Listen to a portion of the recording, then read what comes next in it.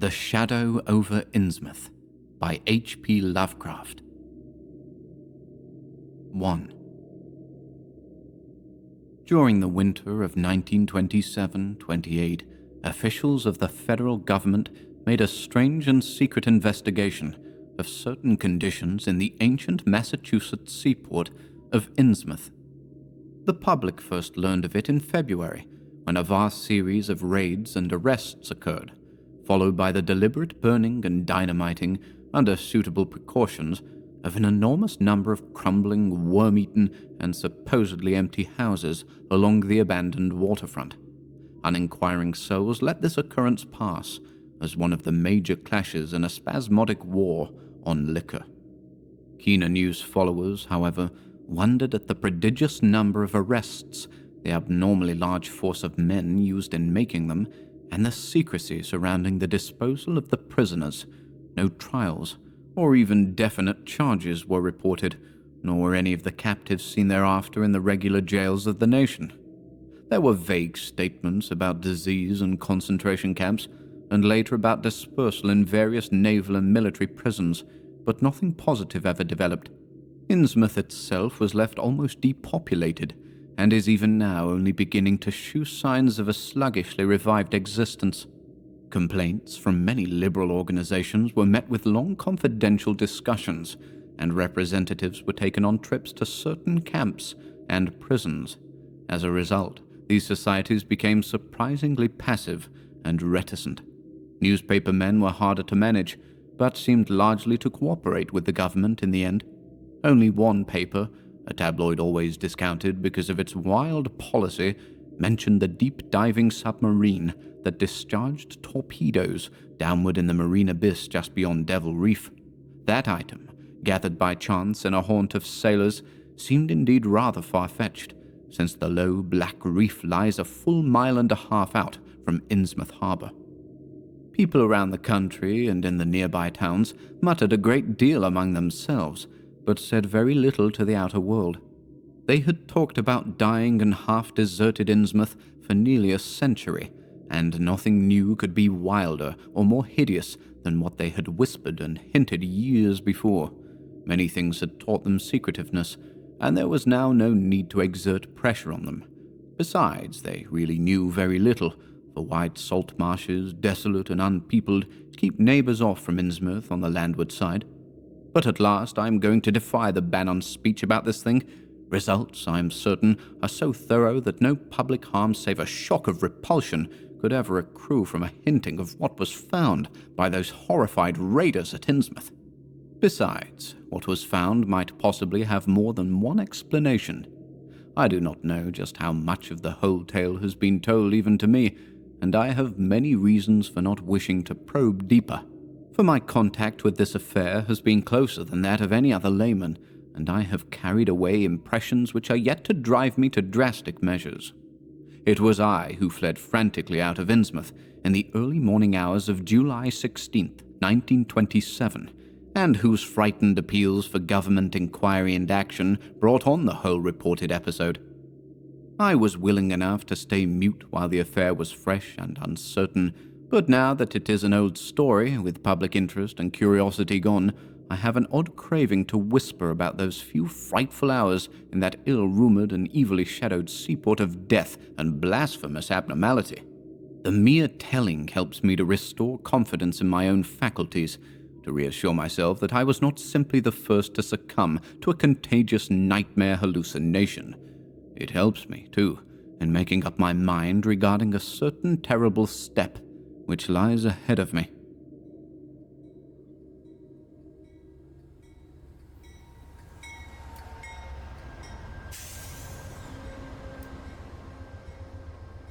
I never heard of Innsmouth till the day before I saw it for the first, and so far, last time.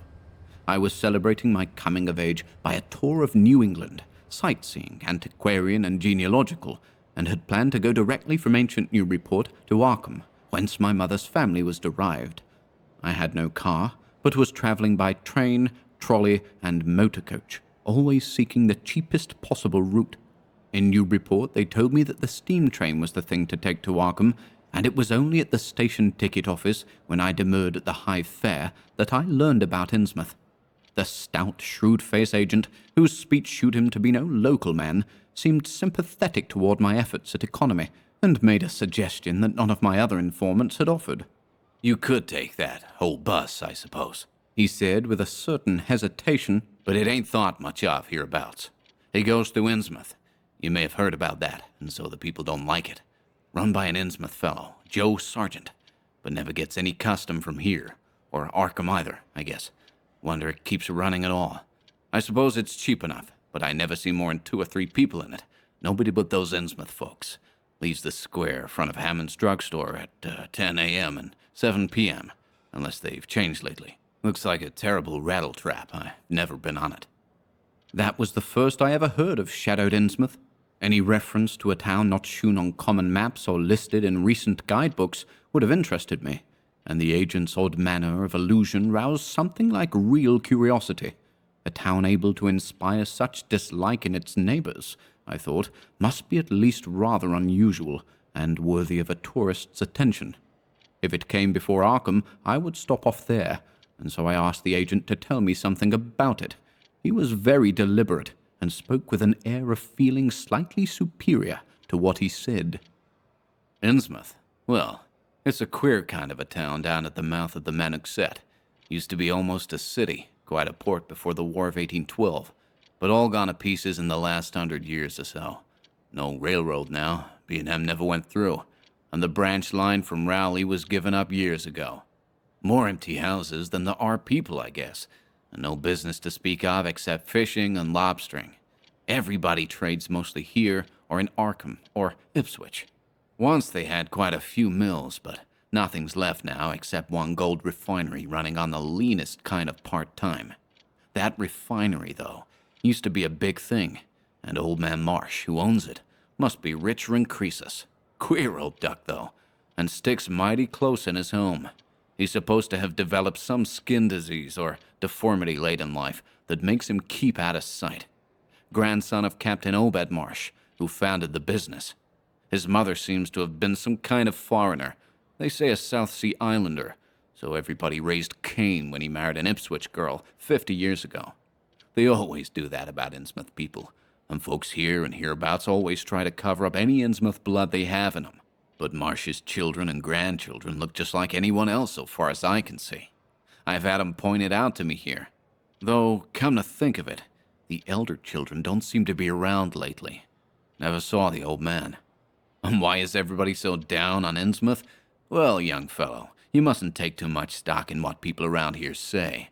They're hard to get started, but once they do get started, they never let up. They've been telling things about Innsmouth, whispering 'em mostly, for the last 100 years, I guess. And I gather they're more scared than anything else. Some of the stories would make you laugh, about old Captain Marsh driving bargains with the devil and bringing imps out of hell to live in Innsmouth, or about some kind of devil worship and awful sacrifices in some place near the wharves that people stumbled on around 1845, or thereabouts. But I come from Panton, Vermont, and that kind of story don't go down with me. You ought to hear, though, what some of the old-timers tell about the Black Reef off the coast. Devil Reef, they call it. It's well above water a good part of the time, and never much below it. But at that, you could hardly call it an island. The story's that there's a whole legion of devils seen sometimes on that reef, sprawled about, or darting in and out of some kind of caves near the top. It's a rugged, uneven thing, a good bit over a mile out, and toward the end of shipping days, sailors used to make big detours just to avoid it. That is, sailors that didn't hail from Innsmouth. One of the things they had against old Captain Marsh was that he was supposed to land on it, sometimes at night when the tide was right. Maybe he did, for I dare say the rock formation was interesting, and it's just barely possible he was looking for pirate loot, and maybe finding it. But there was talk of his dealing with demons there. Fact is, I guess on the whole, it was really the captain that gave the bad reputation to the reef. That was before the big epidemic of 1846, when over half the folks in Innsmouth was carried off. They never did quite figure out what the trouble was, but it was probably some foreign kind of disease brought from China, or somewhere by the shipping. It surely was bad enough, There was riots over it and all sorts of ghastly doings that I don't believe ever got outside of town, and it left the place in awful shape. Never came back. There can't be more than 300 or 400 people living there now. But the real thing behind the way folks feel is simply race prejudice, and I don't say I'm blaming those that hold it. I hate those Innsmouth folks myself, and I wouldn't care to go to their town. I suppose you know, though I can see you're a Westerner by your talk, what a lot of our New England ships used to have to do with queer ports in Africa, Asia, and South Seas, and everywhere else, and what queer kinds of people they sometimes brought back with them. You've probably heard about the Salem man that came home with a Chinese wife, and maybe you know there's still a bunch of Fiji Islanders somewhere around Cape Cod.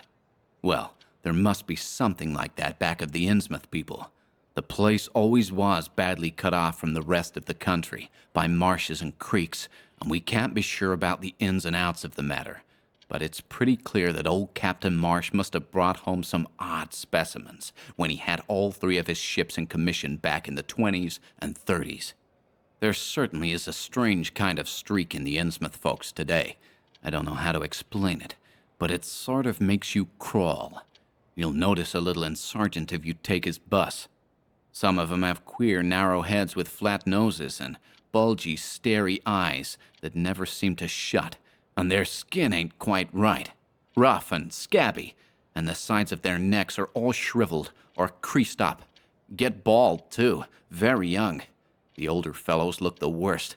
Fact is, I don't believe I've ever seen a very old chap of that kind. Guess they must die of looking in the glass. Animals hate 'em. They used to have lots of horse trouble before autos came in. Nobody around here, or in Arkham, or Ipswich will have anything to do with them, and they act kind of offish themselves when they come to town, or when anyone tries to fish on their grounds. Queer how fish are always thick off Innsmouth Harbor when there ain't any anywhere else around. But just try to fish there yourself and see how the folks chase you off. Those people used to come here on the railroad, walking and taking the train at Rowley after the branch was dropped, but now they use that bus. Yes, there's a hotel in Innsmouth called the Gilman House, but I don't believe it can amount to much. I wouldn't advise you to try it. Better stay over here and take the 10 o'clock bus tomorrow morning. Then you can get an evening bus there for Arkham at 8 o'clock. There was a factory inspector who stopped at the Gilman a couple of years ago, and he had a lot of unpleasant hints about the place. Seems they'd get a queer crowd there, for this fellow heard voices in other rooms, though most of 'em was empty. That gave him the shivers. It was foreign talk, he thought, but he said the bad thing about it was the kind of voice that sometimes spoke. It sounded so unnatural, slopping-like, he said, that he didn't dare undress and go to sleep, just waited up and lit out the first thing in the morning. The talk went on most all night. This fellow, Casey, his name was, had a lot to say about how the Innsmouth folks watched him and seemed kind of on guard. He found the Marsh refinery a queer place. It's in an old mill on the lower falls of the Manuxet. What he said tallied up with what I'd heard. Books in bad shape and no clear account of any kind of dealings. You know, it's always been a kind of mystery where the Marshes get the gold they refine. They've never seemed to do much buying in that line, but years ago they shipped out an enormous lot of ingots. Used to be talk of a queer foreign kind of jewelry that the sailors and refinery men sometimes sold on the sly, or that was seen once or twice on some of the Marsh women folks. People allowed maybe old Captain Obed traded for it in some heathen port, especially since he was always ordering stacks of glass beads and trinkets such as seafaring men used to get for native trade. Others thought and still think he'd found an old pirate cache out on Devil Reef. But here's a funny thing. The old captain's been dead these 60 years, and there ain't been a good-sized ship out of the place since the Civil War. But just the same, the Marshes still keep on buying a few of those native trade things, mostly glass and rubber gewgaws, they tell me. Maybe the Innsmouth folks like 'em to look at themselves. God knows they've gotten to be about as bad as South Sea cannibals and Guinea savages. That plague of '46 must have taken off the best blood in the place. Anyway, they're a doubtful lot now, and the Marshes and the other rich folks are as bad as any. As I told you, there probably ain't more than 400 people in the whole town, in spite of all the streets they say there are. I guess they're what they call white trash down south, lawless and sly, and full of secret doings. They get a lot of fish and lobsters, and do exporting by truck.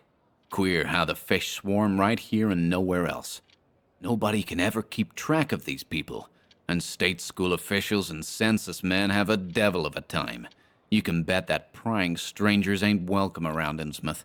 I've heard personally of more than one business or government man that's disappeared there, and there's loose talk of one who went crazy and is out at Danvers now. They must have fixed up some awful scare for that fellow. That's why I wouldn't go at night if I was you. I've never been there and have no wish to go, but I guess a daytime trip couldn't hurt you, even though the people hereabouts will advise you not to make it. If you're just sightseeing and looking for old-time stuff, Innsmouth ought to be quite a place for you.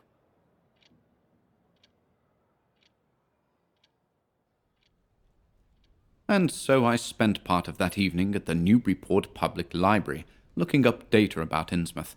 When I had tried to question the natives in the shops, the lunchroom, the garages, and the fire station, I had found them even harder to get started than the ticket agent had predicted, and realized that I could not spare the time to overcome their first instinctive reticences. They had a kind of obscure suspiciousness, as if there was something amiss with anyone too much interested in Innsmouth. At the YMCA, where I was stopping, the clerk merely discouraged my going to such a dismal, decadent place, and the people at the library shewed much the same attitude. Clearly, in the eyes of the educated, Innsmouth was merely an exaggerated case of civic degeneration. The Essex County histories on the library shelves had very little to say, except that the town was founded in 1643, noted for shipbuilding before the Revolution, a seat of great marine prosperity in the early 19th century, and later a minor factory centre using the Manuxet as power. The epidemic and riots of 1846 were very sparsely treated, as if they formed a discredit to the county. References to decline were few, though the significance of the later record was unmistakable. After the Civil War, all industrial life was confined to the Marsh Refining Company, and the marketing of gold ingots formed the only remaining bit of major commerce aside from the eternal fishing. That fishing paid less and less as the price of the commodity fell, and large-scale corporations offered competition, but there was never a dearth of fish around Innsmouth Harbour. Foreigners seldom settled there, and there was some discreetly veiled evidence that a number of Poles and Portuguese who had tried it had been scattered in a peculiarly drastic fashion. Most interesting of all was a glancing reference to the strange jewellery vaguely associated with Innsmouth. It had evidently impressed the whole countryside more than a little, for mention was made of specimens in the Museum of Miskatonic University at Arkham and in the display room of the Newburyport Historical Society. The fragmentary descriptions of these things were bald and prosaic, but they hinted to me an undercurrent of persistent strangeness. Something about them seemed so odd and provocative that I could not put them out of my mind, and despite the relative lateness of the hour, I resolved to see the local sample, said to be a large, queerly proportioned thing, evidently meant for a tiara, if it could possibly be arranged. The librarian gave me a note of introduction to the curator of the society, a Miss Anna Tilton, who lived nearby, and after a brief explanation, that ancient gentlewoman was kind enough to pilot me into the closed building, since the hour was not outrageously late. The collection was a notable one indeed, but in my present mood I had eyes for nothing but the bizarre object which glistened in a corner cupboard under the electric lights. It took no excessive sensitiveness to beauty to make me literally gasp at the strange, unearthly splendor of the alien, opulent fantasy that rested there on a purple velvet cushion. Even now, I can hardly describe what I saw, though it was clearly enough a sort of tiara, as the description had said. It was tall in front, and with a very large and curiously irregular periphery, as if designed for a head of almost freakishly elliptical outline. The material seemed to be predominantly gold, though a weird, lighter lustrousness hinted at some strange alloy, with an equally beautiful and scarcely identifiable metal. Its condition was almost perfect, and one could have spent hours in studying the striking and puzzlingly untraditional designs, some simply geometrical and some plainly marine, chased or molded in high relief on its surface with a craftsmanship of incredible skill and grace. The longer I looked, the more the thing fascinated me, and in this fascination there was a curiously disturbing element hardly to be classified or accounted for. At first, I decided that it was the queer, otherworldly quality of the art which made me uneasy. All other art objects I had ever seen either belonged to some known racial or national stream, or else were consciously modernistic defiances of every recognized stream. This tiara was neither. It clearly belonged to some settled technique of infinite maturity and perfection, yet that technique was utterly remote from any, Eastern or Western, ancient or modern, which I had ever heard of or seen exemplified. It was as if the workmanship were that of another planet. However, I soon saw that my uneasiness had a second and perhaps equally potent source residing in the pictorial and mathematical suggestions of the strange designs. The patterns all hinted of remote secrets and unimaginable abysses in time and space, and the monotonously aquatic nature of the reliefs became almost sinister. Among these reliefs were fabulous monsters of abhorrent grotesqueness and malignity, half ichthyaic and half batrachian in suggestion, which one could not dissociate from a certain haunting and uncomfortable sense of pseudo-memory, as if they called up some image from deep cells and tissues, whose retentive functions are wholly primal and awesomely ancestral. At times, I fancied that every contour of these blasphemous fish frogs was overflowing with the ultimate quintessence of unknown and inhuman evil. In odd contrast to the tiara's aspect was its brief and prosy history as related by Miss Tilton. It had been pawned for a ridiculous sum at a shop in State Street in 1873 by a drunken Innsmouth man, shortly afterward killed in a brawl. The society had acquired it directly from the pawnbroker, at once giving it a display worthy of its quality. It was labelled as a probable East Indian or Indo-Chinese provenance, though the attribution was frankly tentative. Miss Tilton, comparing all possible hypotheses regarding its origin and its presence in New England, was inclined to believe that it formed part of some exotic pirate horde discovered by old Captain Obed Marsh. This view was surely not weakened by the insistent offers of purchase at a high price which the Marshes began to make as soon as they knew of its presence, and which they repeated to this day, despite the Society's unvarying determination not to sell. As the good lady shooed me out of the building, she made it clear that the pirate theory of the Marsh fortune was a popular one among the intelligent people of the region. Her own attitude toward shadowed Innsmouth, which she had never seen, was one of disgust at a community slipping far down the cultural scale, and she assured me that the rumors of devil worship were partly justified by a peculiar secret cult which had gained force there and engulfed all the Orthodox churches.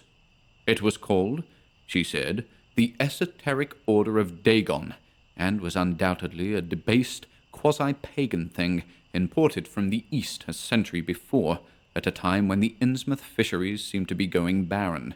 Its persistence among a simple people was quite natural in view of the sudden and permanent return of abundantly fine fishing, and it soon came to be the greatest influence on the town, replacing Freemasonry altogether and taking up headquarters in the old Masonic Hall on New Church Green. All this, to the pious Miss Tilton, formed an excellent reason for shunning the ancient town of decay and desolation, but to me it was merely a fresh incentive. To my architectural and historical anticipations was now added an acute anthropological zeal, and I could scarcely sleep in my small room at the Y as the night wore away.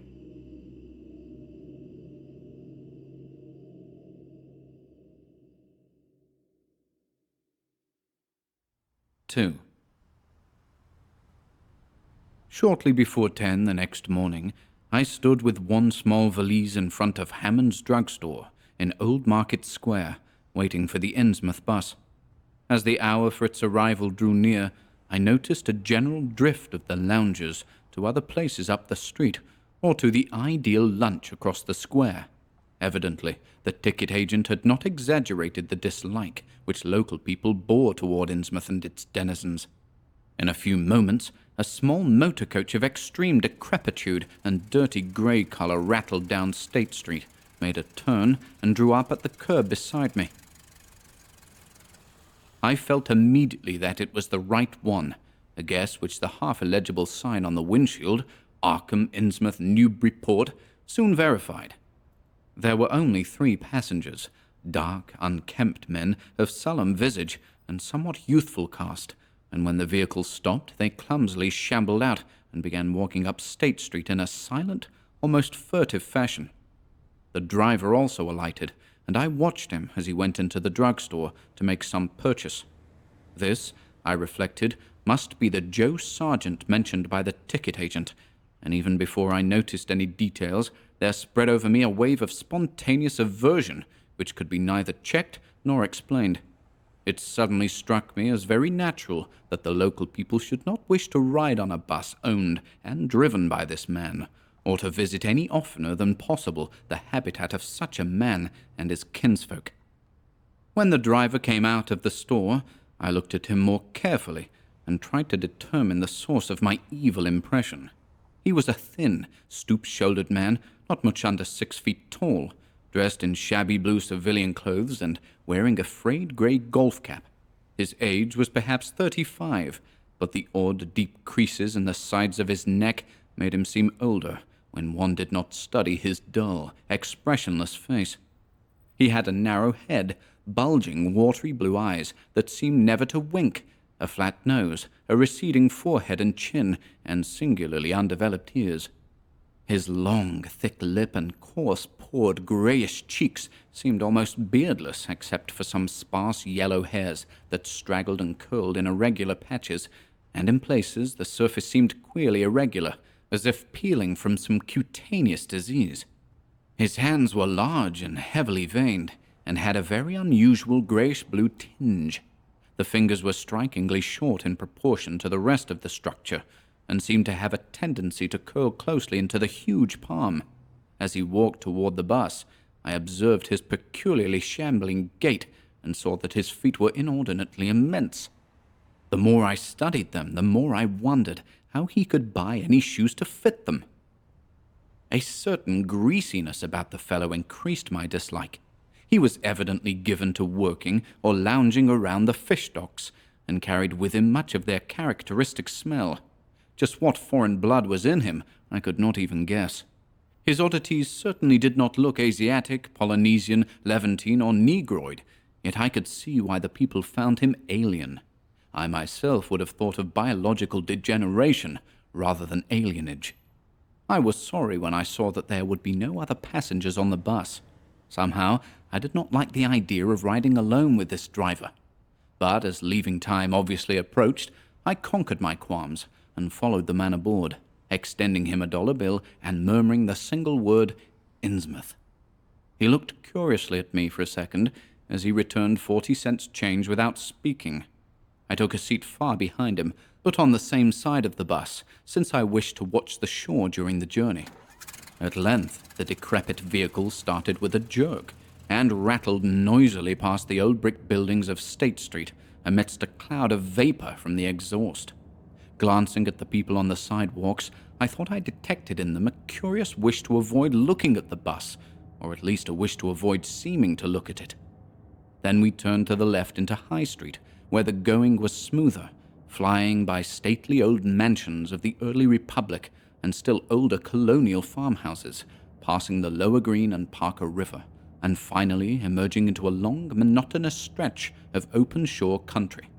The day was warm and sunny, but the landscape of sand, sedge-grass, and stunted shrubbery became more and more desolate as we proceeded. Out the window I could see the blue water and the sandy line of Plum Island, and we presently drew very near the beach as our narrow road veered off from the main highway to Rowley and Ipswich. There were no visible houses, and I could tell by the state of the road that traffic was very light hereabouts. The small, weather-worn telephone poles carried only 2 wires. Now and then we crossed crude wooden bridges over tidal creeks that wound far inland and promoted the general isolation of the region.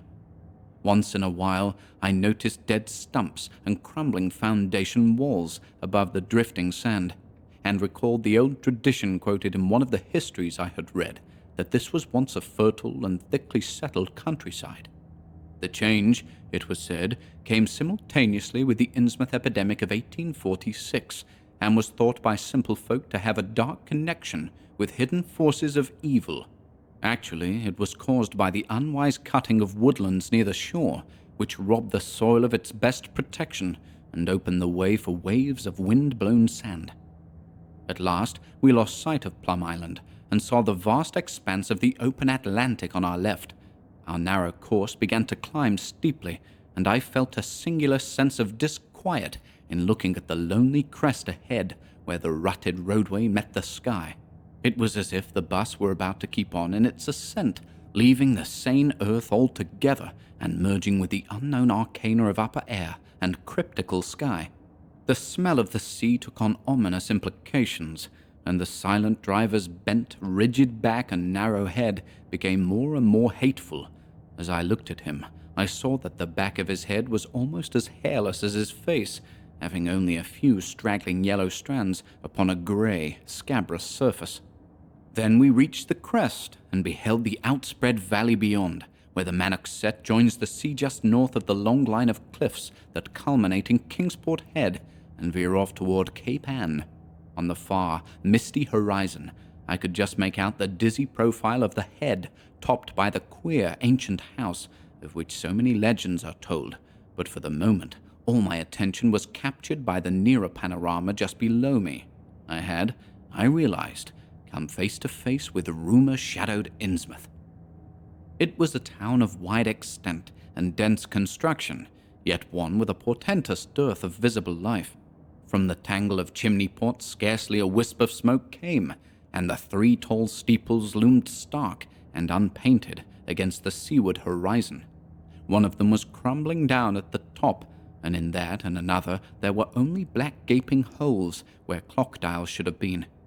The vast huddle of sagging gambrel roofs and peaked gables conveyed with offensive clearness the idea of wormy decay, and as we approached along the now descending road, I could see that many roofs had wholly caved in. There were some large square Georgian houses too, with hip roofs, cupolas, and railed widows' walks. These were mostly well back from the water, and 1 or 2 seemed to be in moderately sound condition.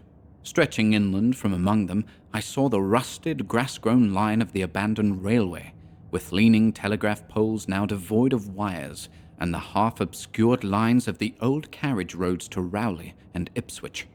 The decay was worst close to the waterfront, though in its very midst I could spy the white belfry of a fairly well-preserved brick structure, which looked like a small factory. The harbour, long clogged with sand, was enclosed by an ancient stone breakwater, on which I could begin to discern the minute forms of a few seated fishermen, and at whose end were what looked like the foundations of a bygone lighthouse. A sandy tongue had formed inside this barrier, and upon it I saw a few decrepit cabins, moored dories, and scattered lobster pots. The only deep water seemed to be where the river poured out past the belfried structure, and turned southward to join the ocean at the breakwater's end. Here and there the ruins of wharves jutted out from the shore to end in indeterminate rottenness, those farthest south seeming the most decayed. And far out at sea, despite a high tide, I glimpsed a long, black line, scarcely rising above the water, yet carrying a suggestion of odd latent malignancy. This, I knew, must be Devil Reef. As I looked, a subtle, curious sense of beckoning seemed superadded to the grim repulsion, and oddly enough, I found this overtone more disturbing than the primary impression. We met no one on the road, but presently began to pass deserted farms in varying stages of ruin. Then I noticed a few inhabited houses, with rags stuffed in the broken windows, and shells and dead fish lying about the littered yards. Once or twice I saw listless-looking people working in barren gardens, or digging clams on the fishy-smelling beach below, and groups of dirty, simian-visaged children playing around weed-grown doorsteps. Somehow, these people seemed more disquieting than the dismal buildings, for almost every one had certain peculiarities of face and motions which I instinctively disliked without being able to define or comprehend them. For a second, I thought this typical physique suggested some picture I had seen, perhaps in a book, under circumstances of particular horror or melancholy, but this pseudo-recollection passed very quickly. As the bus reached a lower level, I began to catch the steady note of a waterfall through the unnatural stillness.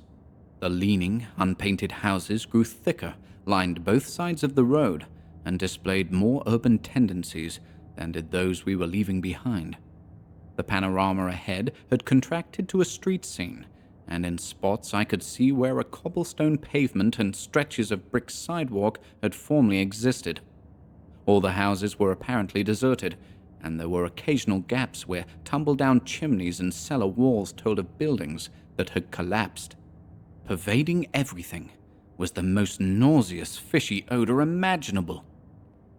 Soon, cross streets and junctions began to appear, those on the left leading to shoreward realms of unpaved squalor and decay, while those on the right shewed vistas of departed grandeur. So far, I had seen no people in the town, but there now came signs of a sparse habitation, curtained windows here and there, and an occasional battered motor car at the curb. Pavement and sidewalks were increasingly well defined, and though most of the houses were quite old, wood and brick structures of the early 19th century, they were obviously kept fit for habitation. As an amateur antiquarian, I almost lost my olfactory disgust and my feeling of menace and repulsion amidst this rich, unaltered survival from the past. But I was not to reach my destination without one very strong impression of poignantly disagreeable quality. The bus had come to a sort of open concourse or radial point with churches on two sides and the bedraggled remains of a circular green in the center, and I was looking at a large pillared hall on the right-hand junction ahead. The structure's once white paint was now gray and peeling, and the black and gold sign on the pediment was so faded that I could only with difficulty make out the words Esoteric Order of Dagon. This, then, was the former Masonic Hall, now given over to a degraded cult. As I strained to decipher this inscription, my notice was distracted by the raucous tones of a cracked bell across the street, and I quickly turned to look out the window on my side of the coach. The sound came from a squat-towered stone church of manifestly later date than most of the houses, built in a clumsy Gothic fashion and having a disproportionately high basement with shuttered windows. Though the hands of its clock were missing on the side I glimpsed, I knew that those hoarse strokes were telling the hour of 11. Then suddenly, all thoughts of time were blotted out by an onrushing image of sharp intensity and unaccountable horror which had seized me before I knew what it really was. The door of the church basement was open, revealing a rectangle of blackness inside. And as I looked, a certain object crossed or seemed to cross that dark rectangle, burning into my brain a momentary conception of nightmare, which was all the more maddening because analysis could not shew a single nightmarish quality in it. It was a living object, the first, except the driver, that I had seen since entering the compact part of the town, and had I been in a steadier mood, I would have found nothing whatever of terror in it. Clearly, as I realized a moment later, it was the pastor, clad in some peculiar vestments, doubtless introduced since the Order of Dagon had modified the ritual of the local churches. The thing which had probably caught my first subconscious glance and supplied the touch of bizarre horror was the tall tiara he wore, an almost exact duplicate of the one Miss Tilton had shewn me the previous evening. This, acting on my imagination, had supplied namelessly sinister qualities to the indeterminate face and robed, shambling form beneath it. There was not, I soon decided, any reason why I should have felt that shuddering touch of evil pseudo-memory. Was it not natural that a local mystery cult should adopt among its regimentals an unique type of headdress made familiar to the community in some strange way, perhaps as treasure trove?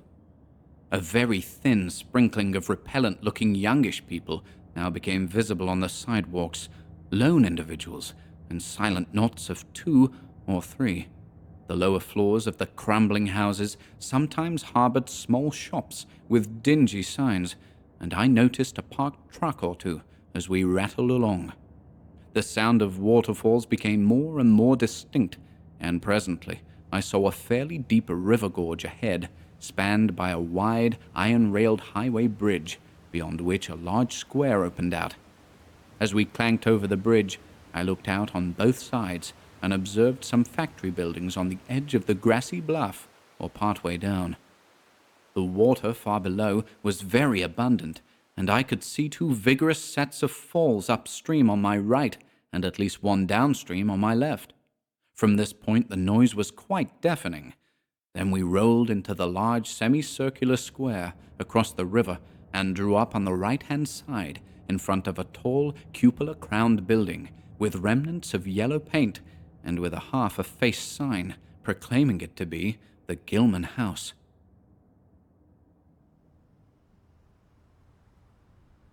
I was glad to get out of that bus, and at once proceeded to check my valise in the shabby hotel lobby.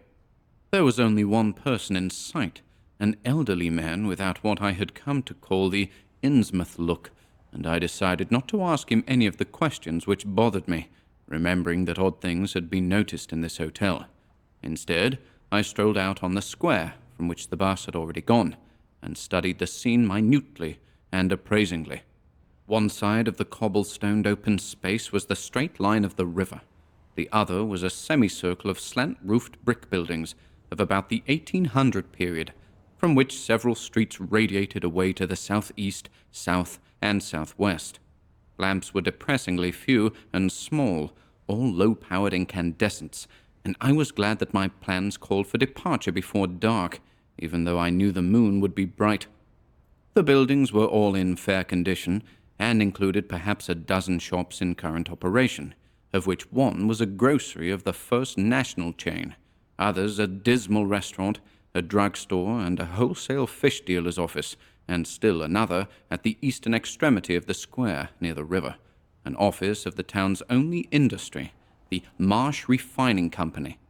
There were perhaps 10 people visible, and 4 or 5 automobiles and motor trucks stood scattered about. I did not need to be told that this was the civic center of Innsmouth. Eastward, I could catch blue glimpses of the harbor, against which rose the decaying remains of 3 once beautiful Georgian steeples.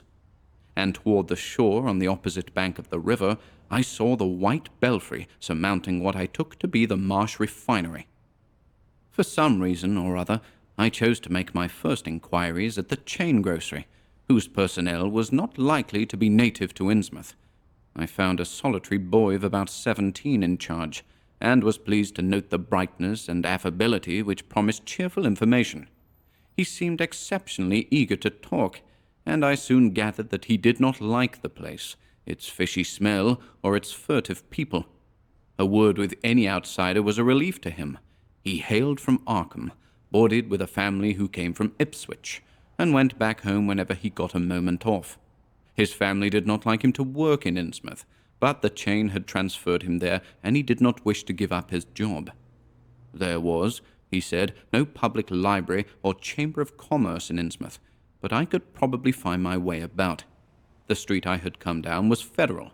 West of that were the fine old residence streets, Broad, Washington, Lafayette, and Adams, and east of it were the Shorewood slums. It was in these slums, along Main Street, that I would find the old Georgian churches, but they were all long abandoned. It would be well not to make oneself too conspicuous in such neighborhoods, especially north of the river, since the people were sullen and hostile. Some strangers had even disappeared.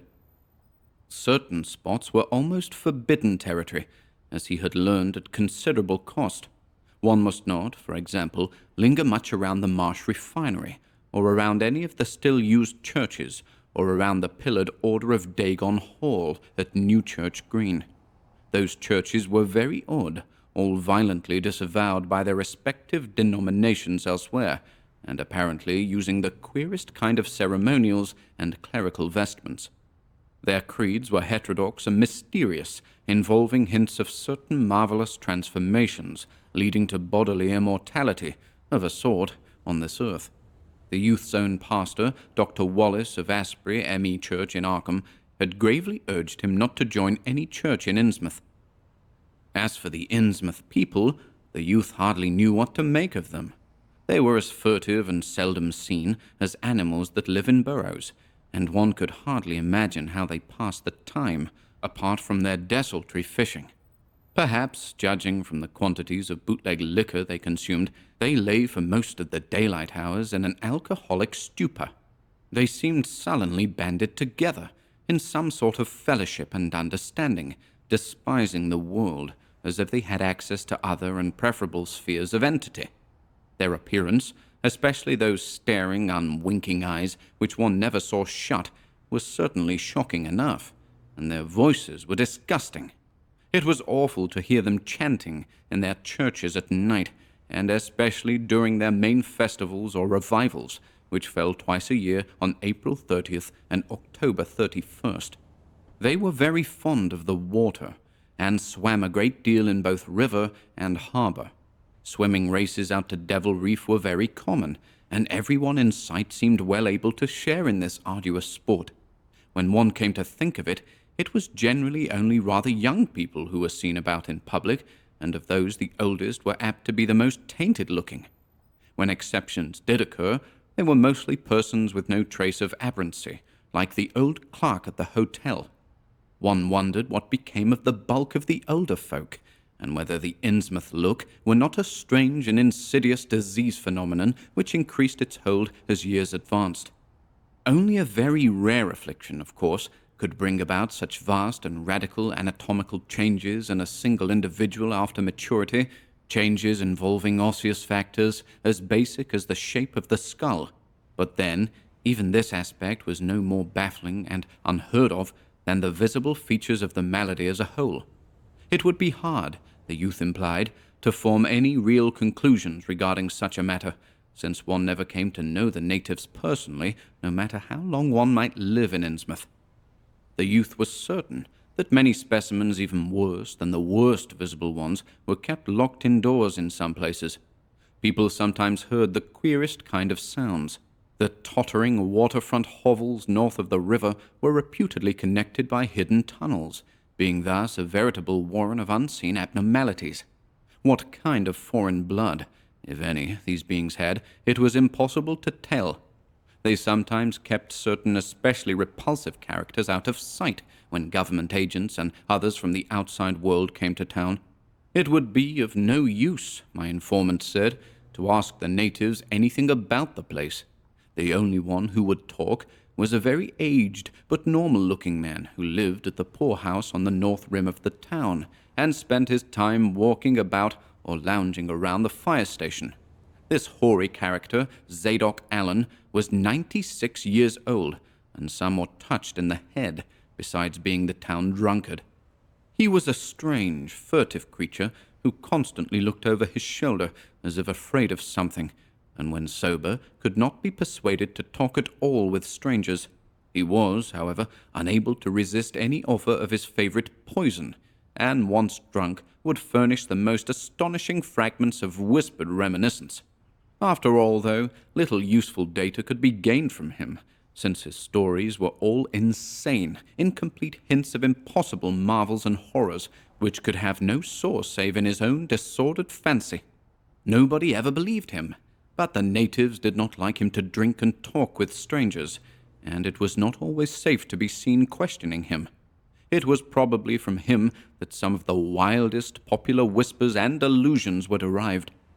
Several non-native residents had reported monstrous glimpses from time to time, but between old Zadok's tales and the malformed denizens, it was no wonder such allusions were current. None of the non-natives ever stayed out late at night, there being a widespread impression that it was not wise to do so. Besides, the streets were loathsomely dark. As for business, the abundance of fish was certainly almost uncanny, but the natives were taking less and less advantage of it. Moreover, prices were falling and competition was growing. Of course, the town's real business was the refinery, whose commercial office was on the square only a few doors east of where we stood. Old Man Marsh was never seen, but sometimes went to the works in a closed, curtained car. There were all sorts of rumors about how Marsh had come to look.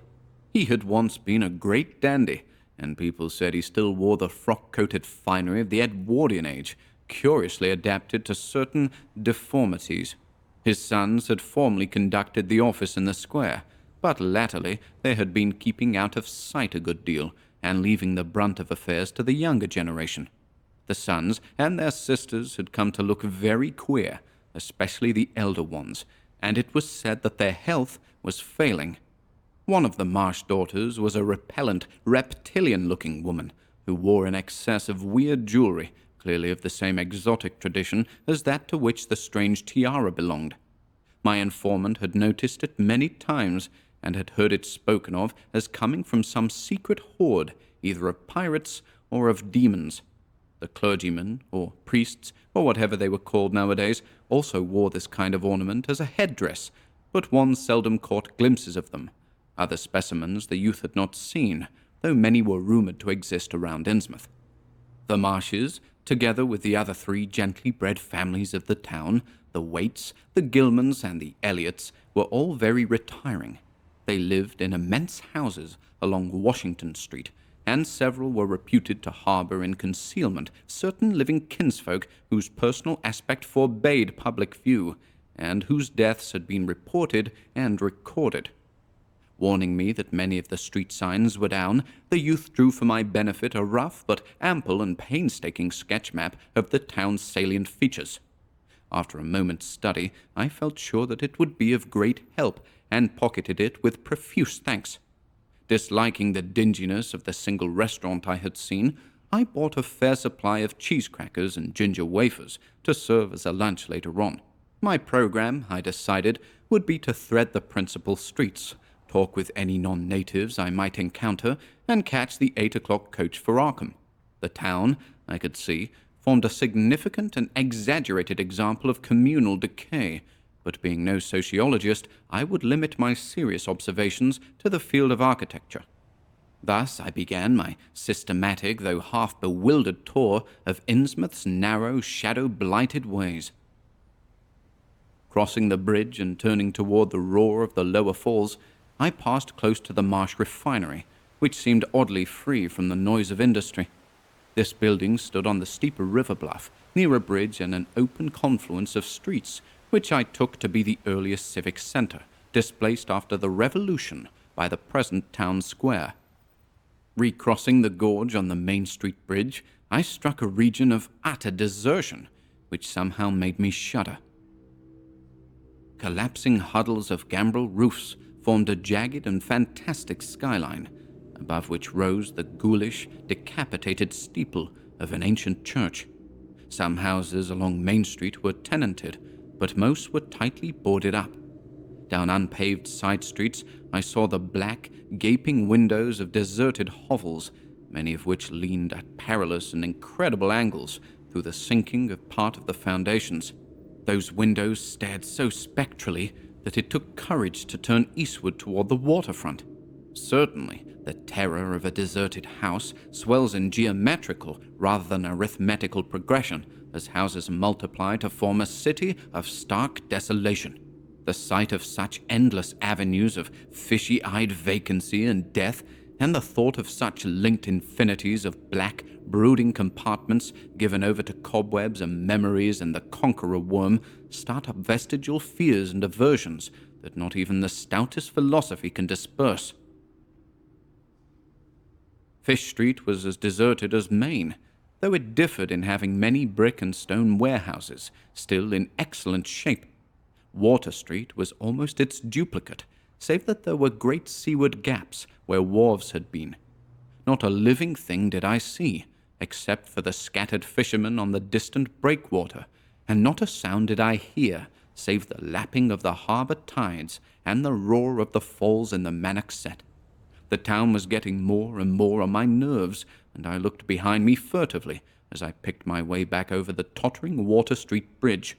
The Fish Street Bridge, according to the sketch, was in ruins. North of the river there were traces of squalid life, active fish-packing houses in Water Street, smoking chimneys and patched roofs here and there, occasional sounds from indeterminate sources, and infrequent shambling forms in the dismal streets and unpaved lanes. But I seemed to find this even more oppressive than the southerly desertion.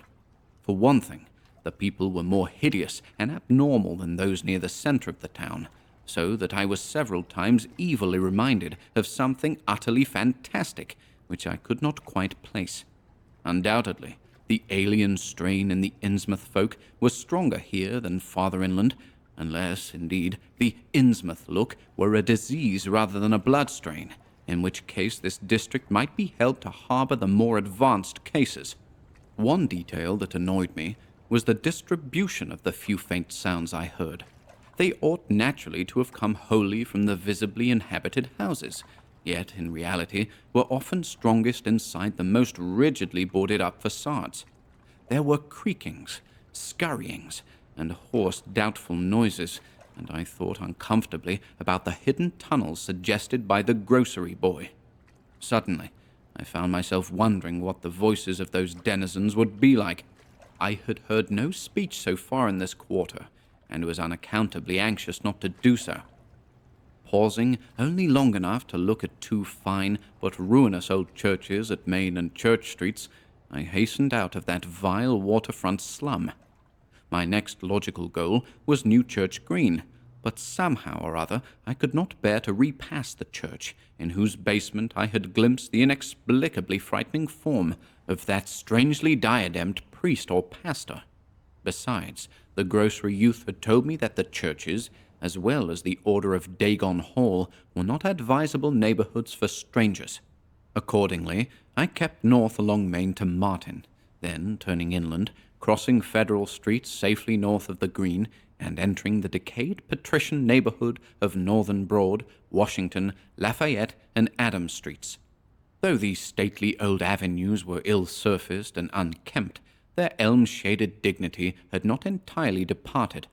Mansion after mansion claimed my gaze, most of them decrepit and boarded up amidst neglected grounds, but one or two in each street showing signs of occupancy. In Washington Street there was a row of 4 or 5 in excellent repair, and with finely tended lawns and gardens. The most sumptuous of these, with wide terraced parterres extending back the whole way to Lafayette Street, I took to be the home of Old Man Marsh, the afflicted refinery owner. In all these streets no living thing was visible, and I wondered at the complete absence of cats and dogs from Innsmouth. Another thing which puzzled and disturbed me, even in some of the best preserved mansions, was the tightly shuttered condition of many third-story and attic windows. Furtiveness and secretiveness seemed universal in this hushed city of alienage and death, and I could not escape the sensation of being watched from ambush on every hand by sly, staring eyes that never shut. I shivered as the cracked stroke of 3 sounded from a belfry on my left. Too well did I recall the squat church from which those notes came. Following Washington Street toward the river, I now faced a new zone of former industry and commerce, noting the ruins of a factory ahead, and seeing others with the traces of an old railway station and covered railway bridge beyond, up the gorge on my right. The uncertain bridge now before me was posted with a warning sign, but I took the risk and crossed again to the south bank, where traces of life reappeared. Furtive, shambling creatures stared cryptically in my direction, and more normal faces eyed me coldly and curiously. Innsmouth was rapidly becoming intolerable, and I turned down Payne Street toward the square in the hope of getting some vehicle to take me to Arkham before the still distant starting time of that sinister bus. It was then that I saw the tumble-down fire station on my left, and noticed the red-faced, bushy-bearded, watery-eyed old man in nondescript rags who sat on a bench in front of it, talking with a pair of unkempt but not abnormal-looking firemen. This, of course, must be Zadok Allen, the half-crazed, licorice nonagenarian whose tales of old Innsmouth and its shadow were so hideous and incredible.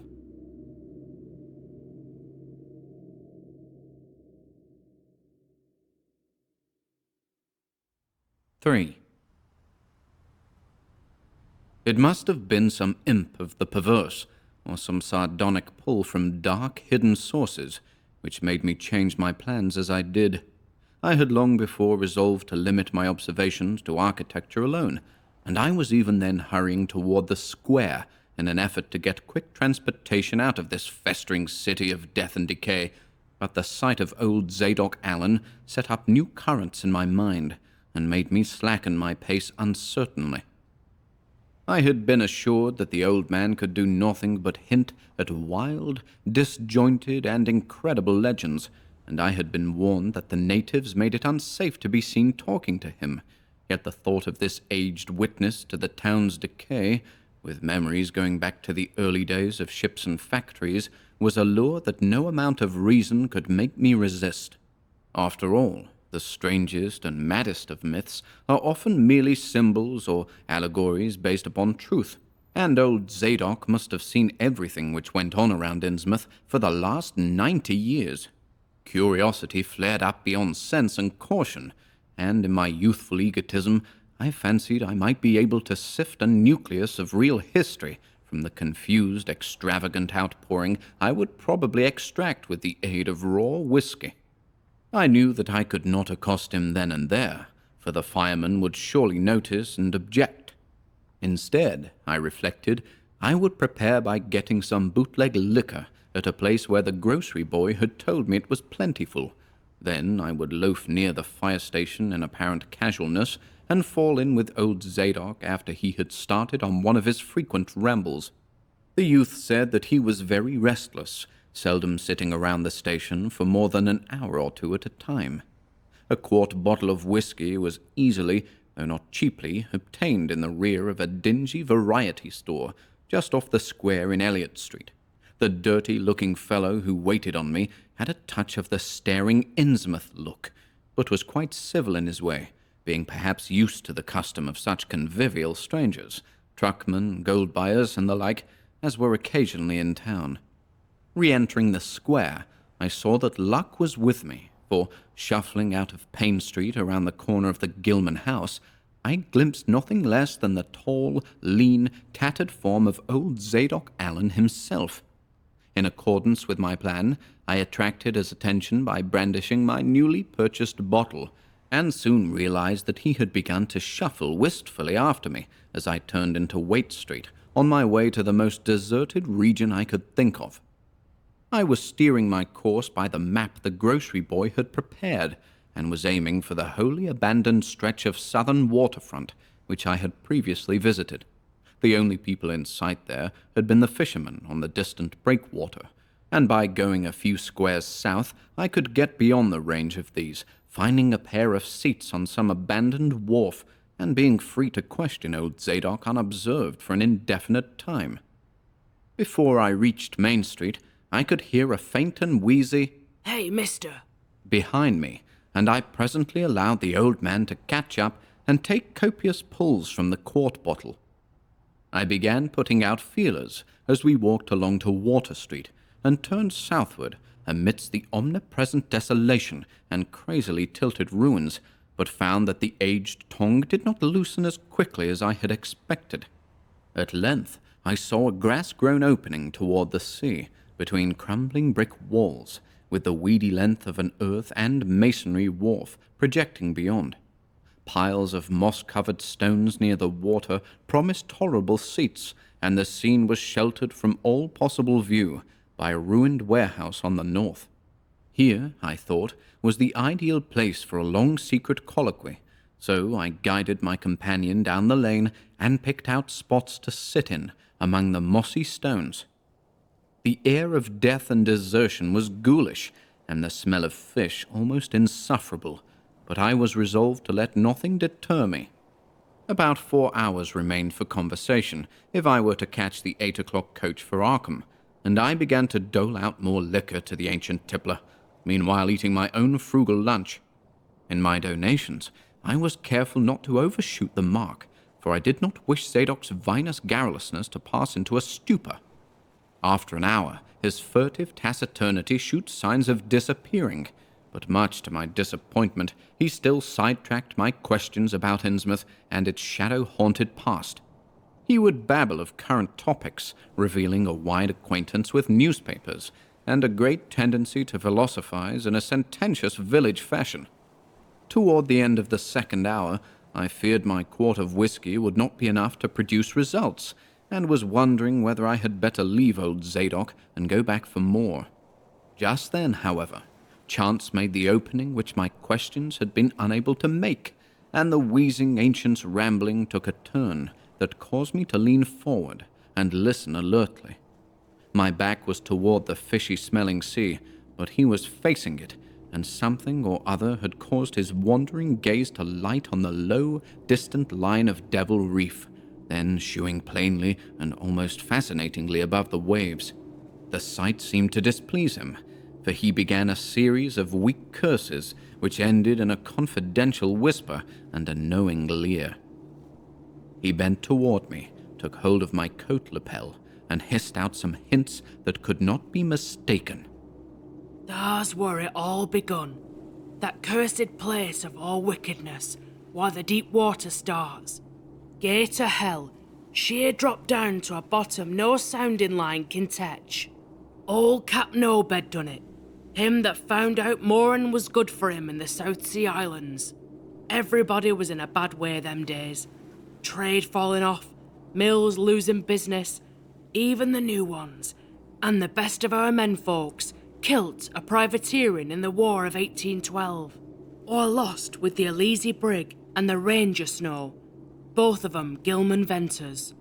Obed Marsh, he had 3 ships afloat, Brigantine Columby, Brig Hetty, and Bark Sumatra Queen. He was the only one as kept on with the East Indian Pacific trade, though Esdras Martin's barkentine Malay Pride made a venture as late as 28. Never was nobody like Captain Obed, old limmer Satan. I can mind him a-telling about furrin parts and calling all the folks stupid for going to Christian meeting and bearing their burdens meek and lowly. Says they'd ought to git better gods like some of the folks in the Inges. Gods as 'ud bring 'em good fishing in return for their sacrifices, and 'ud really answer folks' prayers.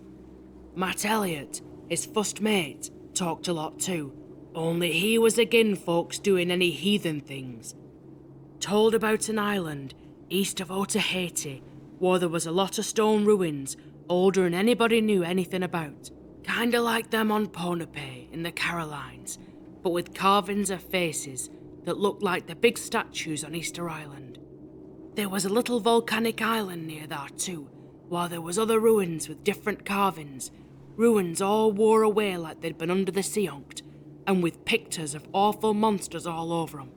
Well, sir, Matt, he says the natives around there had all the fish they could catch, and sported bracelets and armlets and head rigs made out of a queer kind of gold, and covered with pictures of monsters, just like the ones carved over the ruins on the little island.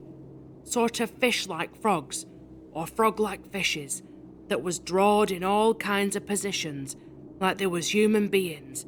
Nobody could get out of them while they got all the stuff, and all the other natives wondered how they managed to find fish in plenty, even when the very next islands had lean pickings. Matt, he got to wondering too, and so did Captain Obed. Obed, he notices, besides, that lots of the handsome young folks 'ud drop out of sight for good from year to year, and that there weren't many old folks around. Also, he thinks some of the folks look derned queer even for Kanakies. It took Obed to get the truth out of them heathen. I don't know how he done it, but he begun by trading for the gold like things they wore.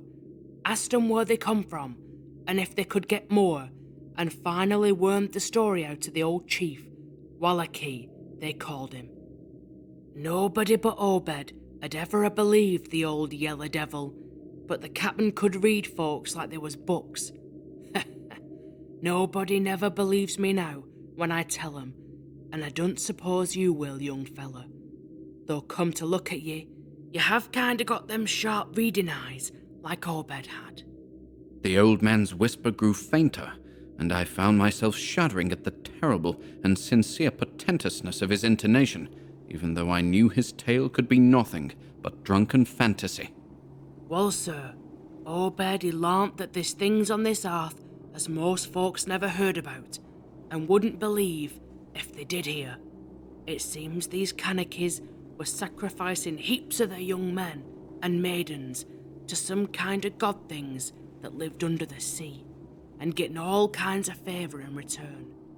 They met the things on the little islet with the queer ruins, and it seems them awful pictures of frogfish monsters were supposed to be pictures of these things. Maybe they was the kind of critters as got all the mermaid stories and such started. They had all kinds of cities on the sea bottom, and this island was heaved up from there. Seems there was some of the things alive in the stone buildings when the island come up sudden to the surface. That's how the Kanakies got wind they was down there. Made sign talk as soon as they got over being skirt, and pieced up a bargain afore long. Them things liked human sacrifices, had 'em ages afore, but lost track of the upper world after a time. What they done to the victims, it ain't for me to say, and I guess Obed wasn't none too sharp about asking. But it was all right with the heathens, because they'd been having a hard time and was desperate about everything. They gave a certain number of young folks to the sea things twicked every year. May Eve and Halloween, regular as could be. Also give some of the carved knickknacks they made. What the things agreed to give in return was plenty of fish. They druv 'em in from all over the sea, and a few gold-like things now and then. Well, as I says, the natives met the things on the little volcanic islet, going there in canoes with the sacrifices, etc., and bringing back any of the gold-like jewels as was coming to 'em. At first, the things didn't never go on to the main island, but after a time, they come to want to. Seems they hankered after a mixing with the folks and having gent ceremonies on the big days, May Eve and Halloween. You see, they was able to live both in and out of water. What they call amphibians, I guess. The Kanakies told 'em as how folks from the other islands might want to wipe 'em out if they got wind of their being there. But they says they don't care much because they could wipe out the whole brood of humans if they was willing to bother. That is, any as didn't have certain signs such as was used onct by the lost old ones, whoever there was. But not wanting to bother, they'd lay low when anybody visited the island. When it come to mating with them toad-looking fishes, the Kanakies kinda balked, but finally they learnt something as put a new face on the matter. Seems that human folks has got a kind of relation to such water beasts, that everything alive come out of the water onct, and only needs a little change to go back again. Them things told the Kanakies that if they mixed bloods, there'd be children as would look human at first, but later turn more and more like the things, till finally they'd take to the water and join the main lot of things down there. And this is the important part, young fella. Them as turned into fish things and went into the water wouldn't never die. Them things never died except they was kilt violent. Well, sir, it seems by the time Obed knowed them islanders, they was all full of fish blood from them deep water things. When they got old and begun to shew it, they was keep hid until they felt like taking to the water and quitting the place. Some was more tetched than others, and some never did change quite enough to take to the water. But mostly they turned out just the way them things said. Them as was born more like the things changed early, but them as was nearly human sometimes stayed on the island till they was past 70, though they'd usually go down under for trial trips afore that. Folks as had took to the water generally come back a good deal to visit, so's a man 'ud often be a-talking to his own 5 times great-grandfather, who'd left the dry land a couple of 100 years or so afore. Everybody got out of the idea of dying, except in the canoe wars with the other islanders, or as sacrifices to the sea gods down below, or from snakebite, or plague, or sharp galloping ailments, or something afore they could take to the water, but simply looked forward to a kind of change that wa'n't a bit horrible after a while. They thought what they'd got was well worth all they'd had to give up, and I guess Obed kind of come to think the same himself when he'd chewed over old Wallace's story a bit. Wallace, though, was one of the few as hadn't got none of the fish blood, being of a royal line that intermarried with royal lines on other islands. Wallace, he shewed Obed a lot of rites and incantations as had to do with the sea things, and let him see some of the folks in the village as had changed a lot from human shape. Somehow or other, though, he never would let him see one of the regular things from right out of the water. In the end, he give him a funny kind of thingamajig made out of lead or something, that he said 'ud bring up the fish things from any place in the water where there might be a nest of 'em. The idea was to drop it down with the right kind of prayers and such. Wallace allowed as the things was scattered all over the world, so as anybody that looked about could find a nest and bring 'em up if they was wanted. Matt, he didn't like this business at all, and wanted Obed should keep away from the island, but the captain was sharp for gain, and found he could get them gold-like things so cheap it'd pay him to make a specialty of 'em. Things went on that way for years, and Obed got enough of that gold-like stuff to make him start the refinery in Waite's old run-down fulling mill. He didn't dast sell the pieces like they was, for folks would be all the time asking questions. All the same, his crews would get a piece and dispose of it now and then, even though they were swore to keep quiet, and he let his women folks wear some of the pieces as was more human-like than most. Well, come about 38, when I was 7-year-old, Obed, he found the island people all wiped out between voyages. Seems the other islanders had got wind of what was going on and had took matters into their own hands. Suppose they must have had, after all, them old magic signs as the sea things says was the only things they was afeard of. No telling what any of them canikies will chance to get a hold of when the sea bottom throws up some island with ruins older than the deluge. Pious cusses these was. They didn't leave nothing standing on either the main island or the little volcanic islet, except what parts of the ruins was too big to knock down. In some places, there was little stones strewed about, like charms, with something on 'em, like what you call swastika nowadays. Probably them was the old ones' signs. Folks all wiped out, no trace of no gold-like things, and none of the nearby canikies would breathe a word about the matter. Wouldn't even admit there'd ever been any people on that island. That naturally hit Obed pretty hard, seeing as his normal trade was doing very poor. It hit the whole of Innsmouth too, because in seafaring days, what profited the master of a ship generally profited the crew proportionate. Most of the folks around the town took the hard times kinda sheep-like and resigned, but they was in bad shape because the fishing was petering out and the mills weren't doing none too well. Then's the time Obed, he began a cursing at the folks for being dull sheep and praying to a Christian heaven as didn't help 'em none. He told 'em he'd knowed of folks as prayed to gods that give something you really need, and says if a good bunch of men 'ud stand by him, he could maybe get a hold of certain powers as 'ud bring plenty of fish and quite a bit of gold. Of course, them as served on the Sumatra Queen and seed the island knowed what he meant, and want none too anxious to get close to see things like that he'd tell on. But them as didn't know what 'twas all about got kinda swayed by what Obed had to say, and begun to ask him what he could do to set 'em on the way to the faith as a bring 'em results. Here the old man faltered, mumbled, and lapsed into a moody and apprehensive silence, glancing nervously over his shoulder and then turning back to stare fascinatedly at the distant black reef. When I spoke to him, he did not answer, so I knew I would have to let him finish the bottle. The insane yarn I was hearing interested me profoundly, for I fancied there was contained within it a sort of crude allegory based upon the strangenesses of Innsmouth and elaborated by an imagination at once creative and full of scraps of exotic legend. Not for a moment did I believe that the tale had any real substantial foundation, but nonetheless the account held a hint of genuine terror, if only because it brought in references to strange jewels clearly akin to the malign tiara I had seen at Newburyport. Perhaps the ornaments had, after all, come from some strange island, and possibly the wild stories were lies of the bygone Obed himself rather than of this antique toper. I handed Zadok the bottle, and he drained it to the last drop.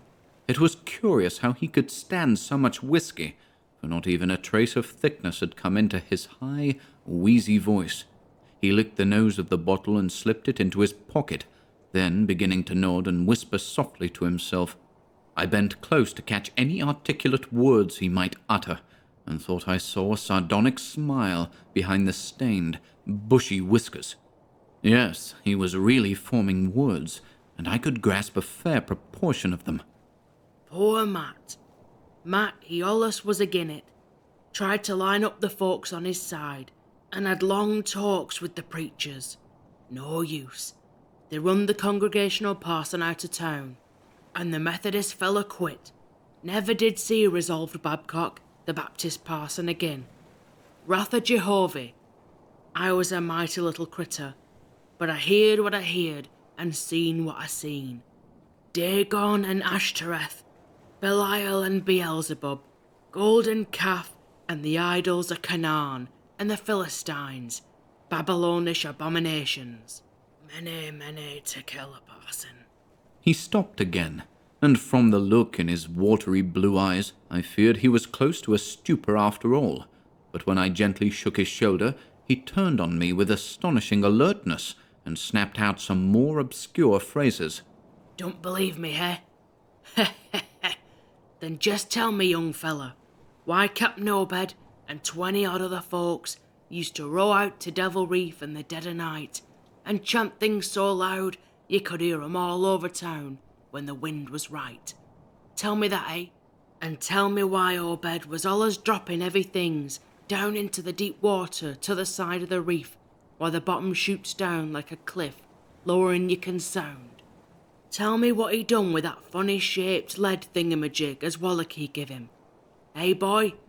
And what did they all howl on May Eve, and again the next Halloween? And why'd the new church parsons, fellas as used to be sailors, wear them queer robes and cover themselves with them gold-like things Obed brung? Hey? The watery blue eyes were almost savage and maniacal now, and the dirty white beard bristled electrically. Old Zadok probably saw me shrink back, for he had begun to cackle evilly. Beginning to see, eh? Maybe you'd like to ha' been me in them days, when I seed things at night out to sea from the cupola top of me house. Oh, I can tell ye, little pictures of big ears, and I wasn't missing nothing of what was gossiped about Captain Obed and the folks out to the reef. How about the night I took me pa's ship's glass up to the cupola and seed the reef a-bristling, thick with shapes that dove off quick soon's the moon riz? Obed and the folks was in a dory, but them shapes dove off the far side into the deep water and never come up. How'd you like to be a little shaver, alone up in a cupola, a-watching shapes as want human shapes, eh? The old man was getting hysterical, and I began to shiver with a nameless alarm. He laid a gnarled claw on my shoulder, and it seemed to me that its shaking was not altogether that of mirth. S'pose one night you seed something heavy heaved off an Obed's dory beyond the reef, and then larn next day a young fellow was missing from home, eh? Did anybody ever see hide or hair of Hiram Gilman again? Did they?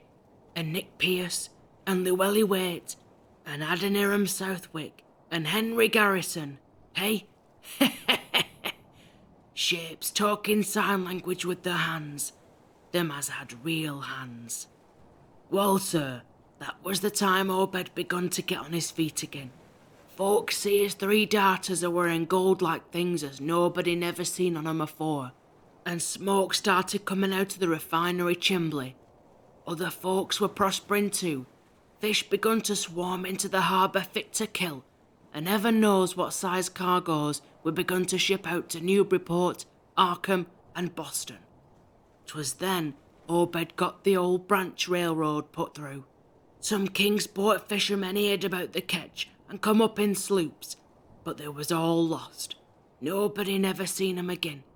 And just then, our folks organised the Esoteric Order of Dagon and bought Masonic Hall off in Calvary Commandery for it. Matt Elliott was a Mason, and again the selling, but he dropped out of sight just then. Remember, I ain't saying Obed was set on having things just like they was on that Kaniki Isle.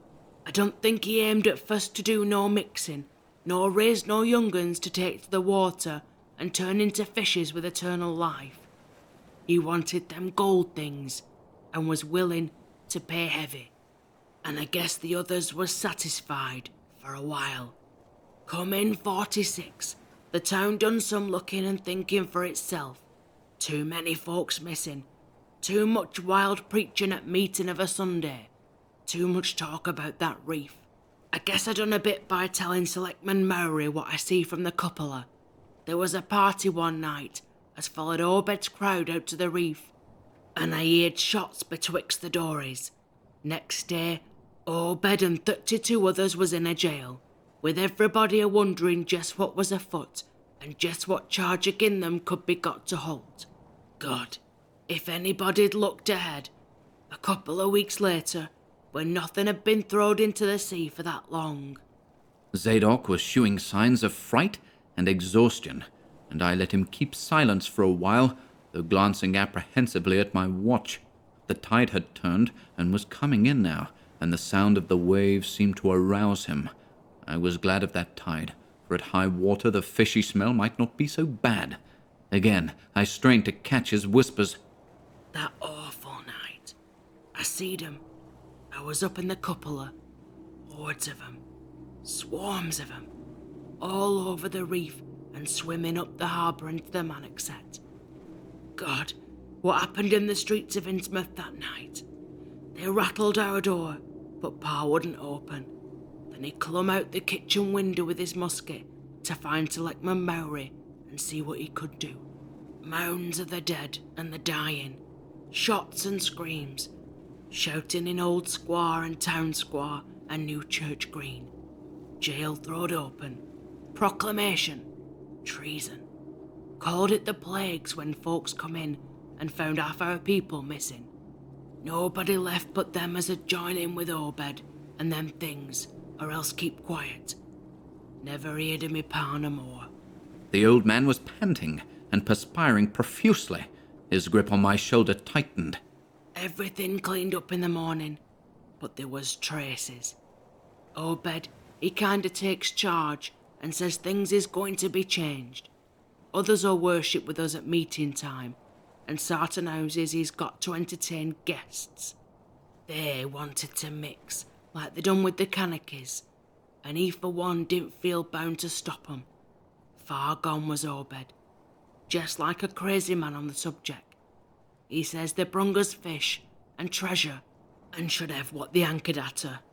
Nothing was to be different on the outside, only we was to keep shy of strangers if we knowed what was good for us. We all had to take the oath of Dagon, and later on there was a second and third oaths that some on us took. Them as had helped special had get special rewards, gold and such. No use balking, for there was millions of 'em down there. They'd rather not start rising and wiping out humankind, but if they was give away and forced to, they could do a lot toward just that. We didn't have them old charms to cut 'em off like folks in the South Sea did, and them Kanakis wouldn't never give away the secrets. Yield up enough sacrifices and savage knickknacks and harborage in the town when they wanted it, and they'd let well enough alone. Wouldn't bother no strangers, as might bear tales outside. That is, without they got prying. All in the band of the faithful, order a Dagon, and the children should never die, but go back to the Mother Hydra and Father Dagon, what we all come from Onct. Ya Cthulhu Fatagan, Van Glui Maglonaf, Cthulhu Rilye, Wagar Nagel Fatagan. Old Zadok was fast lapsing into stark raving, and I held my breath. Poor old soul, to what pitiful depths of hallucination had his liquor, plus his hatred of the decay, alienage, and disease around him, brought that fertile, imaginative brain.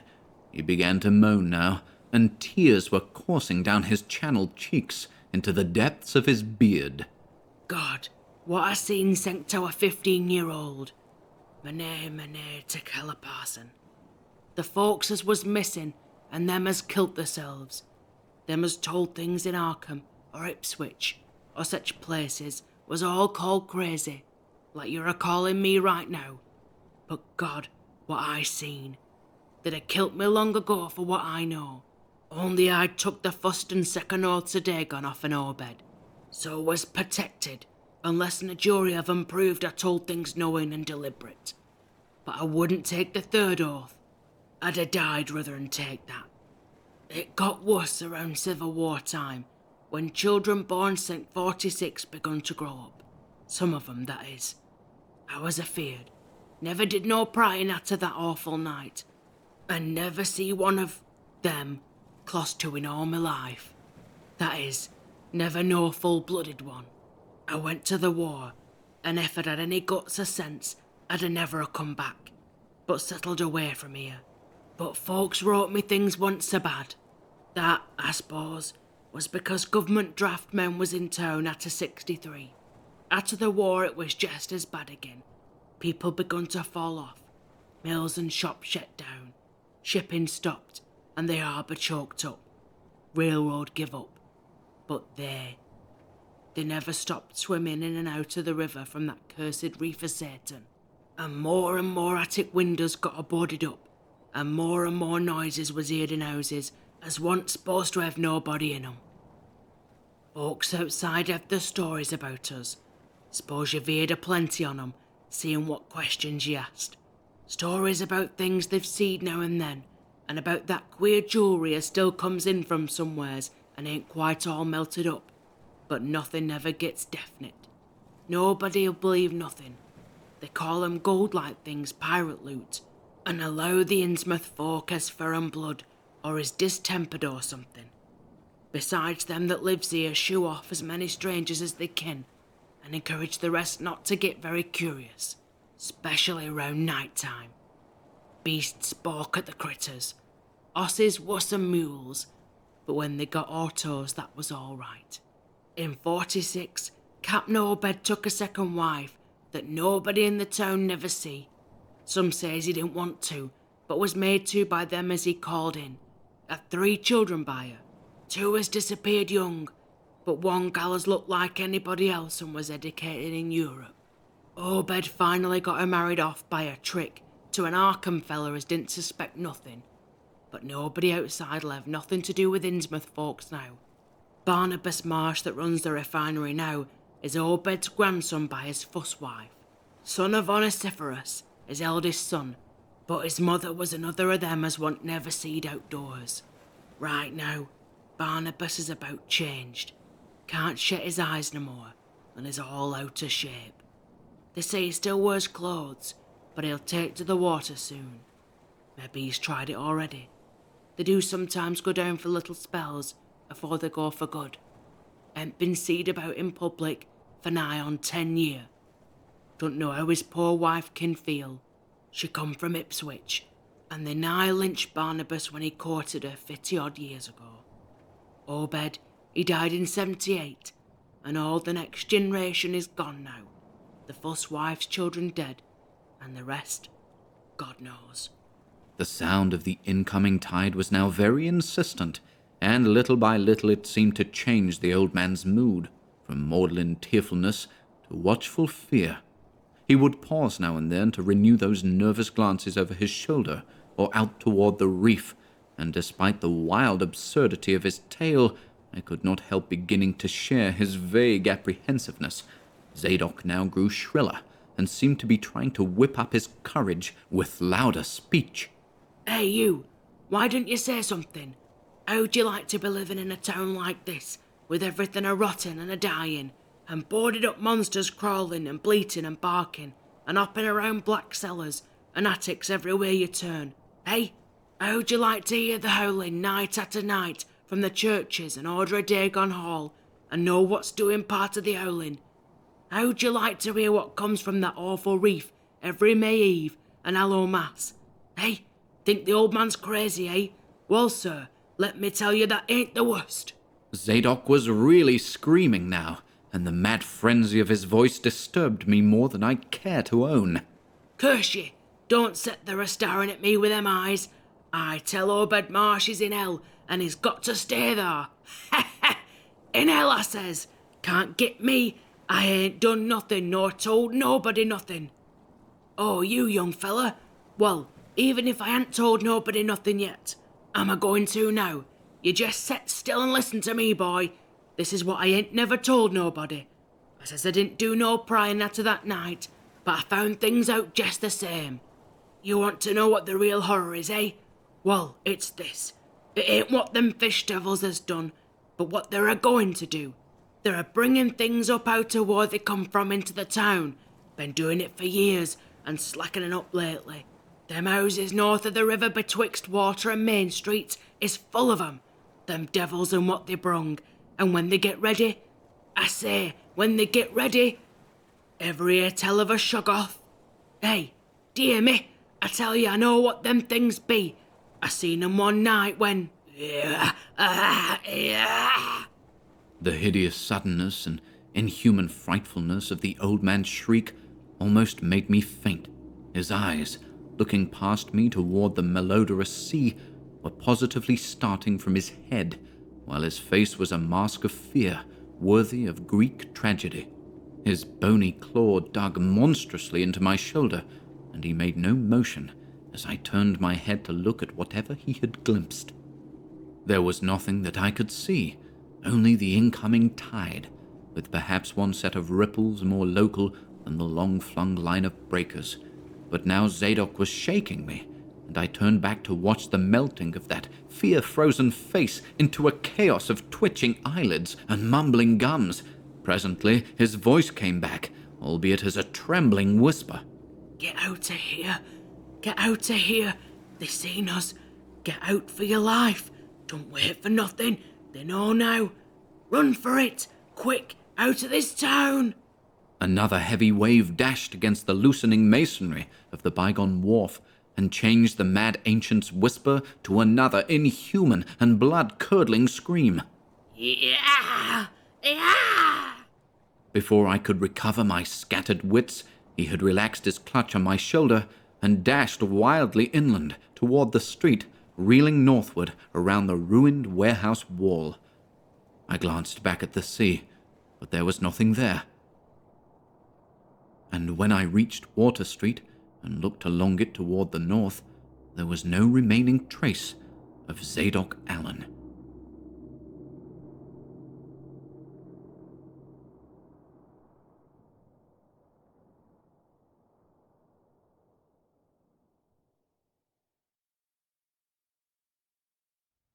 "4. I can hardly describe the mood in which I was left by this harrowing episode, an episode at once mad and pitiful, grotesque and terrifying.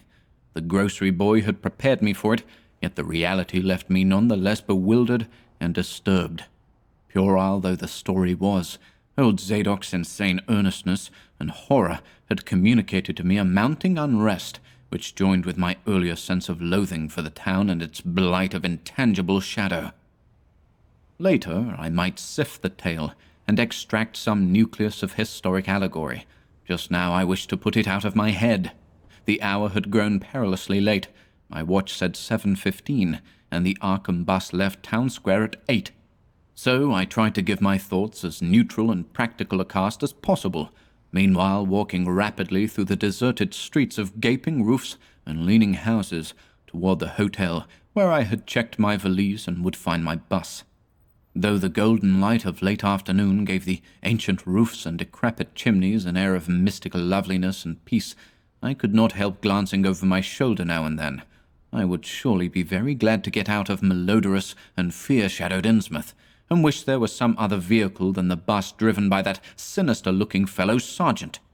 Yet I did not hurry too precipitately, for there were architectural details worth viewing at every silent corner, and I could easily, I calculated, cover the necessary distance in a half-hour.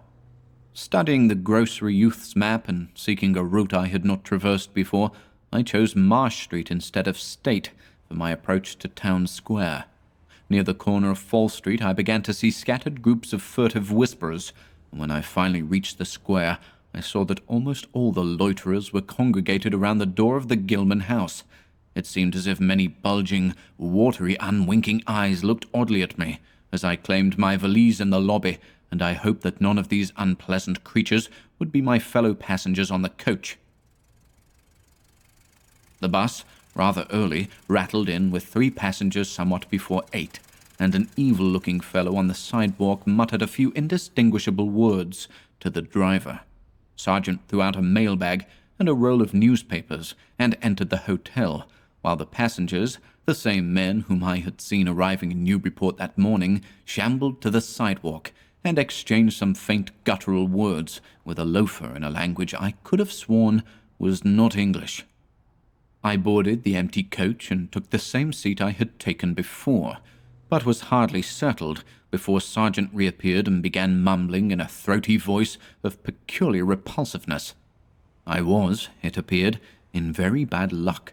There had been something wrong with the engine, despite the excellent time made from Newburyport, and the bus could not complete the journey to Arkham. No, it could not possibly be repaired that night, nor was there any other way of getting transportation out of Innsmouth, either to Arkham or elsewhere. Sergeant was sorry, but I would have to stop over at the Gilman. Probably the clerk would make the price easy for me, but there was nothing else to do. Almost dazed by this sudden obstacle, and violently dreading the fall of night in this decaying and half-unlighted town, I left the bus and re-entered the hotel lobby, where the sullen, queer-looking night clerk told me I could have room 428 on next the top floor, large, but without running water, for $1. Despite what I had heard of this hotel in Newburyport, I signed the register, paid my $1, let the clerk take my valise, and followed that sour, solitary attendant up 3 creaking flights of stairs, past dusty corridors which seemed wholly devoid of life. My room, a dismal rear one with 2 windows and bare, cheap furnishings, overlooked a dingy courtyard, otherwise hemmed in by low, deserted brick blocks, and commanded a view of decrepit westward-stretching roofs, with a marshy countryside beyond. At the end of the corridor was a bathroom, a discouraging relic, with ancient marble bowl, tin tub, faint electric light, and musty wooden paneling around all the plumbing fixtures. It being still daylight, I descended to the square and looked around for a dinner of some sort, noticing as I did so the strange glances I received from the unwholesome loafers. Since the grocery was closed, I was forced to patronize the restaurant I had shunned before, a stooped, narrow-headed man with staring, unwinking eyes, and a flat-nosed wench with unbelievably thick, clumsy hands being in attendance. The service was of the counter type, and it relieved me to find that much was evidently served from cans and packages. A bowl of vegetable soup with crackers was enough for me, and I soon headed back for my cheerless room at the Gilman, getting an evening paper and a fly-specked magazine from the evil-visaged clerk at the rickety stand beside his desk. As twilight deepened, I turned on the one feeble electric bulb over the cheap, iron-framed bed, and tried, as best I could, to continue the reading I had begun. I felt it advisable to keep my mind wholesomely occupied, for it would not do to brood over the abnormalities of this ancient, blight-shadowed town while I was still within its borders. The insane yarn I had heard from the aged drunkard did not promise very pleasant dreams, and I felt I must keep the image of his wild, watery eyes as far as possible from my imagination. Also, I must not dwell on what that factory inspector had told the Newburyport ticket agent about the Gilman house and the voices of its nocturnal tenants, not on that, nor on the face beneath the tiara in the black church doorway, the face for whose horror my conscious mind could not account. It would perhaps have been easier to keep my thoughts from disturbing topics had the room not been so gruesomely musty. As it was, the lethal mustiness blended hideously with the town's general fishy odor and persistently focused one's fancy on death and decay. Another thing that disturbed me was the absence of a bolt on the door of my room. One had been there, as marks clearly shewed, but there were signs of recent removal. No doubt it had become out of order, like so many other things in this decrepit edifice. In my nervousness, I looked around and discovered a bolt on the clothes press, which seemed to be of the same size, judging from the marks, as the one formerly on the door. To gain a partial relief from the general tension, I busied myself by transferring this hardware to the vacant place with the aid of a handy 3-in-1 device including a screwdriver, which I kept on my keyring. The bolt fitted perfectly, and I was somewhat relieved when I knew that I could shoot it firmly upon retiring. Not that I had any real apprehension of its need, but that any symbol of security was welcome in an environment of this kind. There were adequate bolts on the 2 lateral doors to connecting rooms, and these I proceeded to fasten. I did not undress, but decided to read till I was sleepy, and then lie down with only my coat, collar, and shoes off. Taking a pocket flashlight from my valise, I placed it in my trousers, so that I could read my watch if I woke up later in the dark. Drowsiness, however, did not come, and when I stopped to analyze my thoughts, I found to my disquiet that I was really unconsciously listening for something which I dreaded but could not name. That inspector's story must have worked on my imagination more deeply than I had suspected. Again I tried to read, but found that I made no progress. After a time, I seemed to hear the stairs and corridors creak at intervals, as if with footsteps, and wondered if the other rooms were beginning to fill up. There were no voices, however, and it struck me that there was something subtly furtive about the creaking. I did not like it, and debated whether I had better try to sleep at all. This town had some queer people, and there had undoubtedly been several disappearances. Was this one of those inns where travellers were slain for their money? Surely I had no look of excessive prosperity, or were the townsfolk really so resentful about curious visitors? Had my obvious sightseeing with its frequent map consultations aroused unfavorable notice? It occurred to me that I must be in a highly nervous state to let a few random creakings set me off speculating in this fashion, but I regretted none the less that I was unarmed. At length, feeling a fatigue which had nothing of drowsiness in it, I bolted the newly outfitted hall door, turned off the light, and threw myself down on the hard, uneven bed, coat, collar, shoes, and all. In the darkness, every faint noise of the night seemed magnified, and a flood of doubly unpleasant thoughts swept over me. I was sorry I had put out the light, yet was too tired to rise and turn it on again. Then, after a long, dreary interval, and prefaced by a fresh creaking of stairs and corridor, there came that soft, damnably unmistakable sound, which seemed like a malign fulfillment of all my apprehensions. Without the least shadow of a doubt, the lock on my hall door was being tried, cautiously, furtively, tentatively, with a key. My sensations upon recognizing this sign of actual peril were perhaps less rather than more tumultuous, because of my previous vague fears. I had been, albeit without definite reason, instinctively on my guard, and that was to my advantage in the new and real crisis, whatever it might turn out to be. Nevertheless, the change in the menace from vague premonition to immediate reality was a profound shock, and fell upon me with the force of a genuine blow. It never once occurred to me that the fumbling might be a mere mistake. Malign purpose was all I could think of, and I kept deathly quiet, awaiting the would-be intruder's next move. After a time, the cautious rattling ceased, and I heard the room to the north entered with a pass key. Then the lock of the connecting door to my room was softly tried. The bolt held, of course, and I heard the floor creak as the prowler left the room. after a moment there came another soft rattling, and I knew that the room to the south of me was being entered. Again, a furtive trying of a bolted connecting door, and again a receding creaking.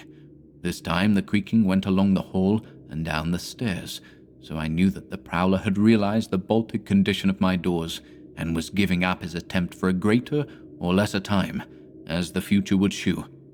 The readiness with which I fell into a plan of action proves that I must have been subconsciously fearing some menace and considering possible avenues of escape for hours. From the first I felt that the unseen fumbler meant a danger not to be met or dealt with, but only to be fled from as precipitately as possible. The one thing to do was to get out of that hotel alive as quickly as I could, and through some channel other than the front stairs and lobby. Rising softly and throwing my flashlight on the switch, I sought to light the bulb over my bed in order to choose and pocket some belongings for a swift, valiseless flight.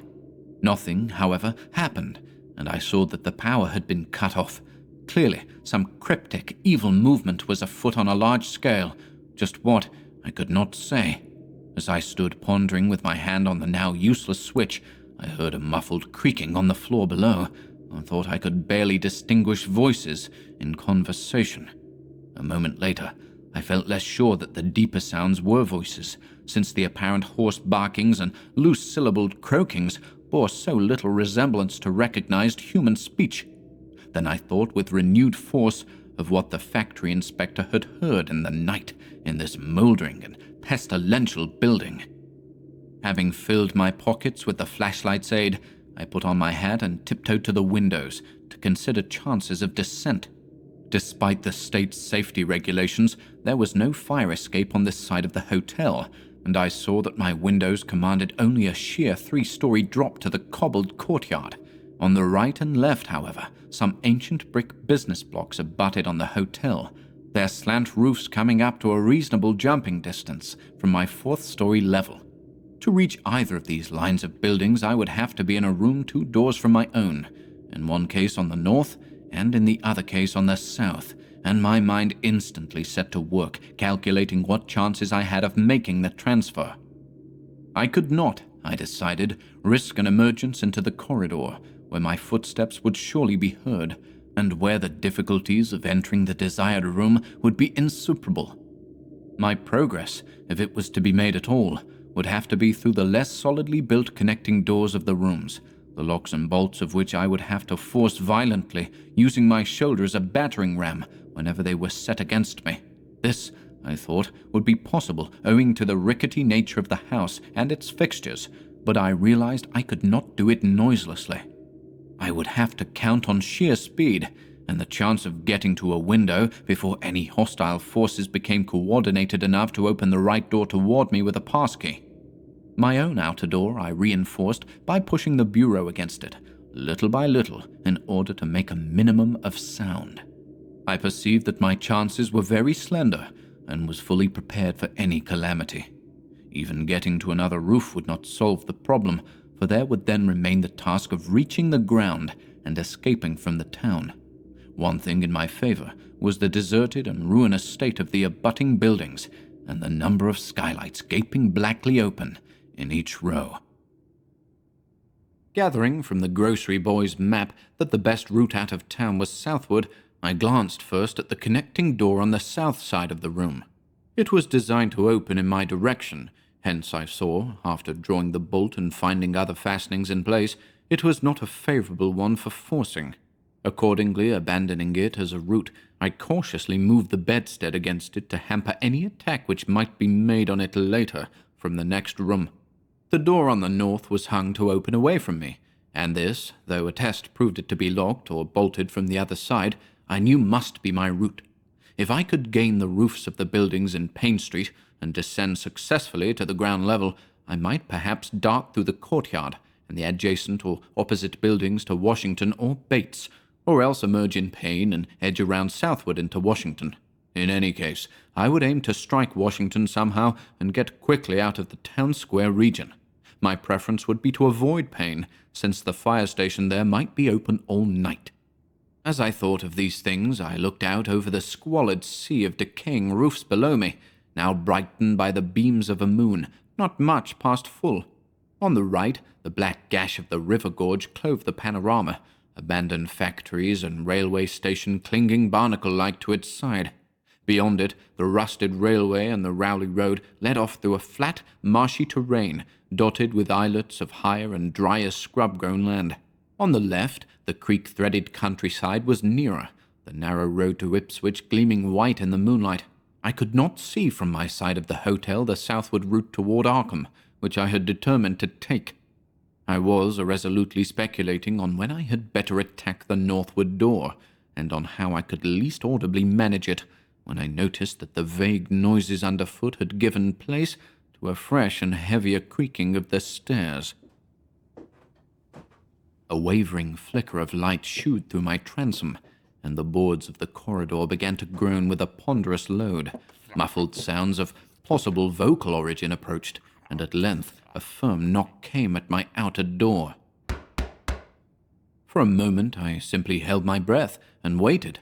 Eternities seemed to elapse, and the nauseous, fishy odor of my environment seemed to mount suddenly and spectacularly. Then the knocking was repeated, continuously, and with growing insistence. I knew that the time for action had come, and forthwith drew the bolt of the northward connecting door, bracing myself for the task of battering it open. The knocking waxed louder, and I hoped that its volume would cover the sound of my efforts. At last, beginning my attempt, I lunged again and again at the thin paneling with my left shoulder, heedless of shock or pain. The door resisted even more than I had expected, but I did not give in, and all the while the clamor at the outer door increased. Finally, the connecting door gave, but with such a crash that I knew those outside must have heard.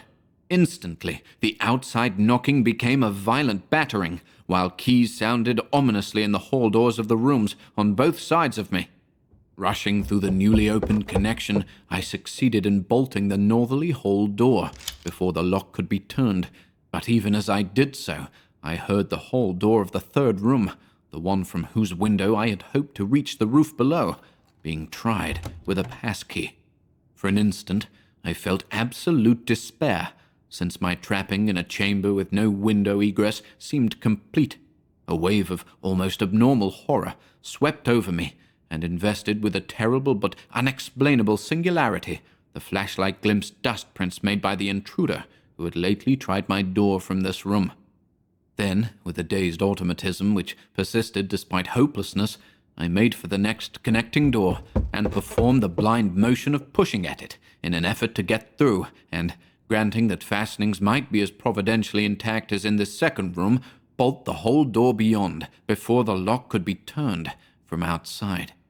Sheer fortunate chance gave me my reprieve, for the connecting door before me was not only unlocked, but actually ajar. In a second I was through, and had my right knee and shoulder against a hall door, which was visibly opening inward. My pressure took the opener off guard, for the thing shut as I pushed, so that I could slip the well-conditioned bolt as I had done with the other door. As I gained this respite, I heard the battering at the two other doors abate, while a confused clatter came from the connecting door I had shielded with the bedstead. Evidently, the bulk of my assailants had entered the southerly room and were massing in a lateral attack. But at the same moment, a passkey sounded in the next door to the north, and I knew that a nearer peril was at hand. The northward connecting door was wide open, but there was no time to think about checking the already turning lock in the hall. All I could do was to shut and bolt the open connecting door, as well as its mate on the opposite side, pushing a bedstead against the one and a bureau against the other, and moving a washstand in front of the hall door. I saw, trust to such makeshift barriers to shield me till I could get out the window and on the roof of the Payne Street block. But even in this acute moment, my chief horror was something apart from the immediate weakness of my defenses. I was shuddering because not one of my pursuers, despite some hideous pantings, gruntings, and subdued barkings at odd intervals, was uttering an unmuffled or intelligible vocal sound. As I moved the furniture and rushed toward the windows, I heard a frightful scurrying along the corridor toward the room north of me, and perceived that the southward battering had ceased. Plainly, Most of my opponents were about to concentrate against the feeble connecting door, which they knew must open directly on me. Outside, the moon played on the ridgepole of the block below, and I saw that the jump would be desperately hazardous because of the steep surface on which I must land. Surveying the conditions, I chose the more southerly of the two windows as my avenue of escape, planning to land on the inner slope of the roof and make for the nearest skylight. Once inside one of the decrepit brick structures, I would have to reckon with pursuit, but I hoped to descend and dodge in and out of yawning doorways along the shadowed courtyard, eventually getting to Washington Street and slipping out of town toward the south. The clatter at the northerly connecting door was now terrific, and I saw that the weak paneling was beginning to splinter. Obviously, the besiegers had brought some ponderous object into play as a battering ram. The bedstead, however, still held firm, so that I had at least a faint chance of making good my escape. As I opened the window, I noticed that it was flanked by heavy velour draperies, suspended from a pole by brass rings, and also that there was a large projecting catch for the shutters on the exterior. Seeing a possible means of avoiding the dangerous jump, I yanked at the hangings and brought them down, pole and all, then quickly hooking two of the rings in the shutter catch and flinging the drapery outside. The heavy folds reached fully to the abutting roof, and I saw that the rings and catch would be likely to bear my weight. So, climbing out of the window and down the improvised rope ladder, I left behind me forever the morbid and horror-infested fabric of the Gilman house. I landed safely on the loose slates of the steep roof and succeeded in gaining the gaping black skylight without a slip. Glancing up at the window I had left, I observed it was still dark, though far across the crumbling chimneys to the north I could see lights ominously blazing in the order of Dagon Hall, the Baptist Church, and the Congregational Church, which I recalled so shiveringly. There had seemed to be no one in the courtyard below, and I hoped there would be a chance to get away before the spreading of a general alarm. Flashing my pocket lamp into the skylight, I saw that there were no steps down. The distance was slight, however, so I clambered over the brink and dropped, striking a dusty floor littered with crumbling boxes and barrels. The place was ghoulish-looking, but I was past minding such impressions and made at once for the staircase revealed by my flashlight, after a hasty glance at my watch, which shewed the hour to be 2 a.m. The steps creaked, but seemed tolerably sound, and I raced down past a barn-like second story to the ground floor. The desolation was complete, and only echoes answered my footfalls. At length I reached the lower hall, at one end of which I saw a faint luminous rectangle marking the ruined Payne Street doorway. Heading the other way, I found the back door also open, and darted out and down 5 stone steps to the grass-grown cobblestones of the courtyard. The moonbeams did not reach down here, but I could just see my way about without using the flashlight. Some of the windows on the Gilman house side were faintly glowing, and I thought I heard confused sounds within. Walking softly over to the Washington Street side, I perceived several open doorways, and chose the nearest as my route out. The hallway inside was black, and when I reached the opposite end, I saw that the street door was wedged immovably shut. Resolved to try another building, I groped my way back toward the courtyard, but stopped short when close to the doorway. For out of an open door in the Gilman house, a large crowd of doubtful shapes was pouring, lanterns bobbing in the darkness, and horrible croaking voices exchanging low cries in what was certainly not English. The figures moved uncertainly, and I realized to my relief that they did not know where I had gone, but for all that they sent a shiver of horror through my frame. Their features were indistinguishable, but their crouching, shambling gait was abominably repellent, and worst of all, I perceived that one figure was strangely robed and unmistakably surmounted by a tall tiara of a design altogether too familiar. As the figures spread throughout the courtyard, I felt my fears increase. Suppose I could find no egress from this building on the street side. The fishy odor was detestable, and I wondered I could stand it without fainting. Again groping toward the street, I opened a door off the hall and came upon an empty room with closely shuttered but sashless windows. Fumbling in the rays of my flashlight, I found I could open the shutters, and in another moment had climbed outside and was carefully closing the aperture in its original manner. I was now in Washington Street, and for the moment saw no living thing, nor any light save that of the moon. From several directions in the distance, however, I could hear the sound of hoarse voices, of footsteps, and of a curious kind of pattering, which did not sound quite like footsteps. Plainly, I had no time to lose. The points of the compass were clear to me, and I was glad that all the street lights were turned off, as is often the custom on strongly moonlit nights in unprosperous rural regions. Some of the sounds came from the south, yet I retained my design of escaping in that direction. There would, I knew, be plenty of deserted doorways to shelter me in case I met any person or group who looked like pursuers. I walked rapidly, softly, and close to the ruined houses.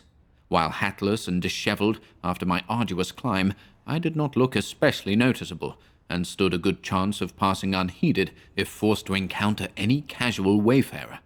At Bates Street, I drew into a yawning vestibule, while two shambling figures crossed in front of me, but was soon on my way again and approaching the open space where Elliott Street obliquely crosses Washington at the intersection of South. Though I had never seen this space, it had looked dangerous to me on the grocery youth's map, since the moonlight would have free play there. There was no use trying to evade it, for any alternative course would involve detours of possibly disastrous visibility and delaying effect. The only thing to do was to cross it boldly and openly, imitating the typical shamble of the Innsmouth folk as best I could, and trusting that no one, or at least no pursuer of mine, would be there. Just how fully the pursuit was organized, and indeed just what its purpose might be, I could form no idea. There seemed to be unusual activity in the town, but I judged that the news of my escape from the Gilman had not yet spread. I would, of course, soon have to shift from Washington to some other southward street, for that party from the hotel would doubtless be after me. I must have left dust prints in that last old building, revealing how I had gained the street. The open space was, as I had expected, strongly moonlit, and I saw the remains of a park-like iron-railed green in its center. Fortunately, no one was about, though a curious sort of buzz or roar seemed to be increasing in the direction of Town Square. South Street was very wide, leading directly down a slight declivity to the waterfront and commanding a long view out at sea, and I hoped that no one would be glancing up it from afar as I crossed in the bright moonlight. My progress was unimpeded, and no fresh sound arose to hint that I had been spied. Glancing about me, I involuntarily let my pace slacken for a second to take in the sight of the sea, gorgeous in the burning moonlight at the street's end. Far out beyond the breakwater was the dim, dark line of Devil Reef, and as I glimpsed it, I could not help thinking of all the hideous legends I had heard in the last 34 hours, legends which portrayed this ragged rock as a veritable gateway to realms of unfathomed horror and inconceivable abnormality. Then, without warning, I saw the intermittent flashes of light on the distant reef. They were definite and unmistakable, and awaked in my mind a blind horror beyond all rational proportion.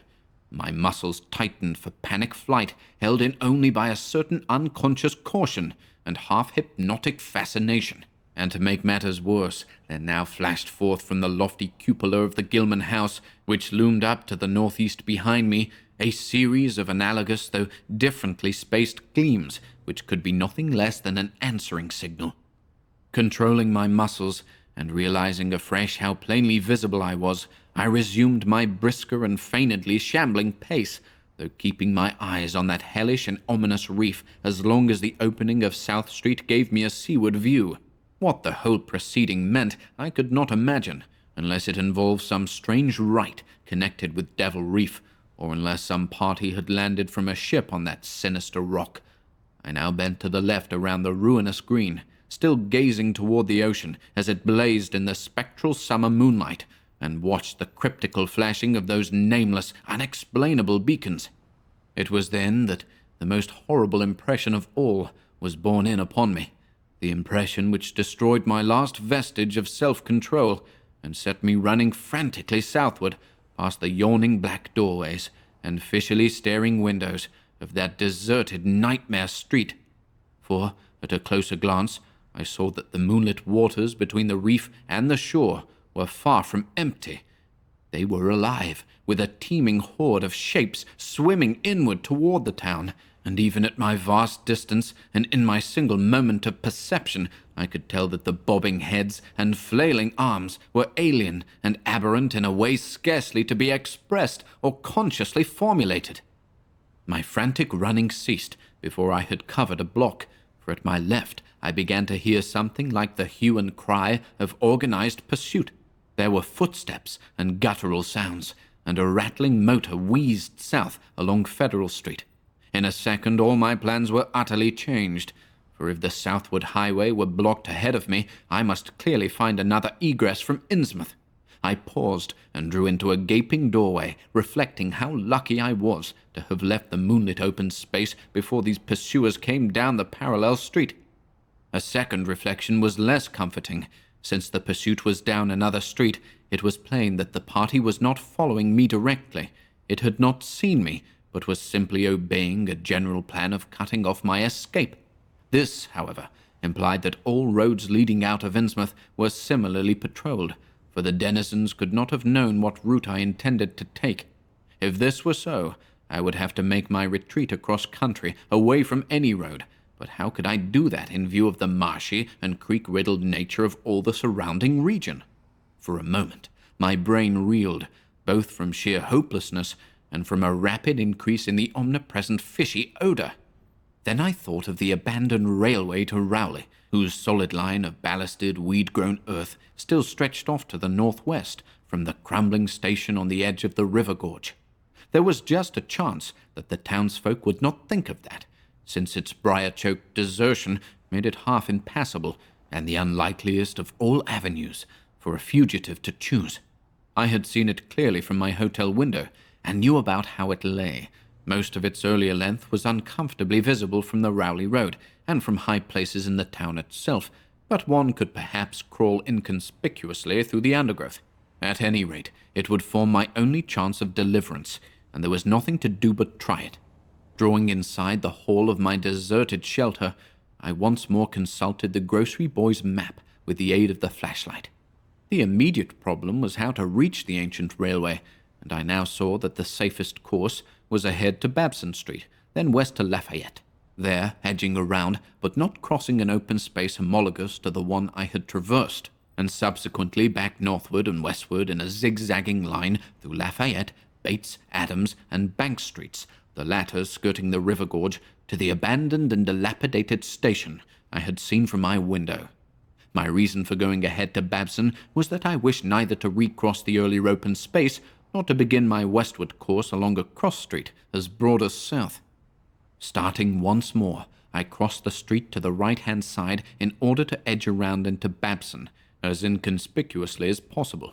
Noises still continued in Federal Street, and as I glanced behind me, I thought I saw a gleam of light near the building through which I had escaped.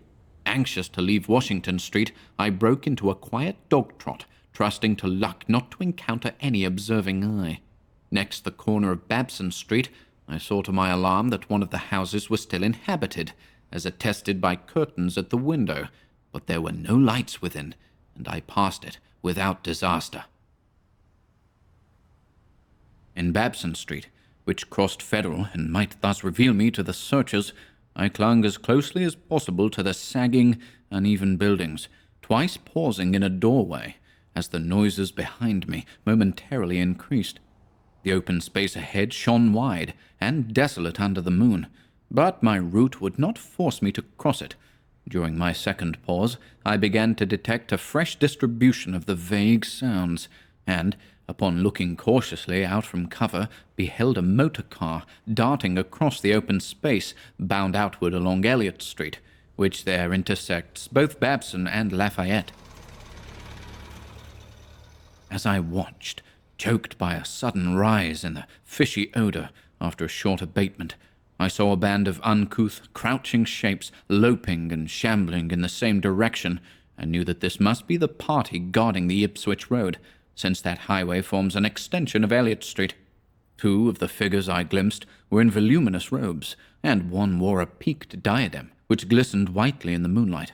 The gait of this figure was so odd that it sent a chill through me, for it seemed to me the creature was almost hopping. When the last of the band was out of sight, I resumed my progress, darting around the corner into Lafayette Street, and crossing Elliot very hurriedly, lest stragglers of the party be still advancing along that thoroughfare. I did hear some croaking and clattering sounds far off toward Town Square, but accomplished the passage without disaster. My greatest dread was in recrossing broad and moonlit South Street, with its seaward view, and I had to nerve myself for the ordeal. Someone might easily be looking, and possible Elliott Street stragglers could not fail to glimpse me from either of 2 points.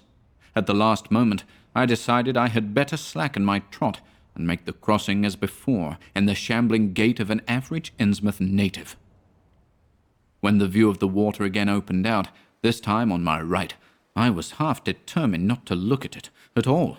I could not, however, resist, but cast a sidelong glance as I carefully and imitatively shambled toward the protecting shadows ahead. There was no ship visible, as I had half expected there would be. Instead, the first thing which caught my eye was a small rowboat pulling in toward the abandoned wharves and laden with some bulky, tarpaulin-covered object. Its rowers, though distantly and indistinctly seen, were of an especially repellent aspect. Several swimmers were still discernible, while on the far black reef I could see a faint, steady glow, unlike the winking beacon visible before, and of a curious color which I could not precisely identify.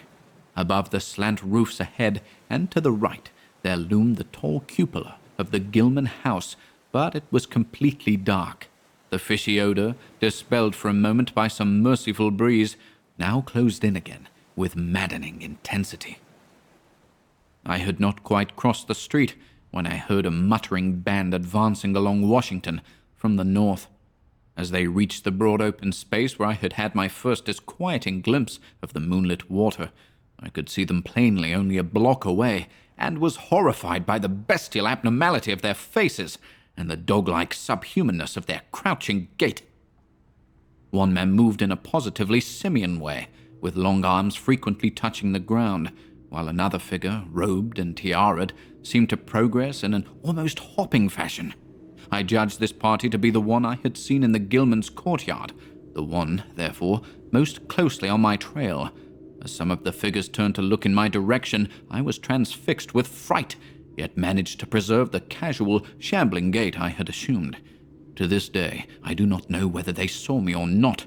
If they did, my stratagem must have deceived them, for they passed on across the moonlit space without varying their course, meanwhile croaking and jabbering in some hateful guttural patois I could not identify. Once more in shadow, I resumed my former dog trot past the leaning and decrepit houses that stared blankly into the night. Having crossed to the western sidewalk, I rounded the nearest corner into Bates Street, where I kept close to the buildings on the southern side. I passed 2 houses showing signs of habitation, one of which had faint lights in upper rooms, yet met with no obstacle. As I turned into Adams Street, I felt measurably safer, but received a shock when a man reeled out of a black doorway directly in front of me. He proved, however, too hopelessly drunk to be a menace, so that I reached the dismal ruins of the Bank Street warehouses in safety. No one was stirring in that dead street beside the river gorge, and the roar of the waterfalls quite drowned my footsteps. It was a long dog trot to the ruined station, and the great brick warehouse walls around me seemed somehow more terrifying than the fronts of private houses. At last, I saw the ancient arcaded station, or what was left of it, and made directly for the tracks that started from its farther end. The rails were rusty, but mainly intact, and not more than half the ties had rotted away. Walking or running on such a surface was very difficult, but I did my best, and on the whole made very fair time. For some distance, the line kept on along the gorge's brink, but at length I reached the long covered bridge where it crossed the chasm at a dizzy height. The condition of this bridge would determine my next step. If humanly possible, I would use it. If not, I would have to risk more street wandering, and take the nearest intact highway bridge. The vast, barn-like length of the old bridge gleamed spectrally in the moonlight, and I saw that the ties were safe for at least a few feet within. Entering, I began to use my flashlight, and was almost knocked down by the cloud of bats that flapped past me. About halfway across, there was a perilous gap in the ties, which I feared for a moment would halt me, but in the end I risked a desperate jump, which fortunately succeeded. I was glad to see the moonlight again when I emerged from that macabre tunnel. The old tracks crossed River Street at grade, and at once veered off into a region increasingly rural, and with less and less of Innsmouth's abhorrent fishy odor. Here the dense growth of weeds and briars hindered me, and cruelly tore my clothes, but I was none the less glad that they were there to give me concealment in case of peril. I knew that much of my route must be visible from the Rowley Road. The marshy region began very shortly, with a single track on a low grassy embankment, where the weedy growth was somewhat thinner. Then came a sort of island of higher ground, where the line passed through a shallow open cut, choked with bushes and brambles.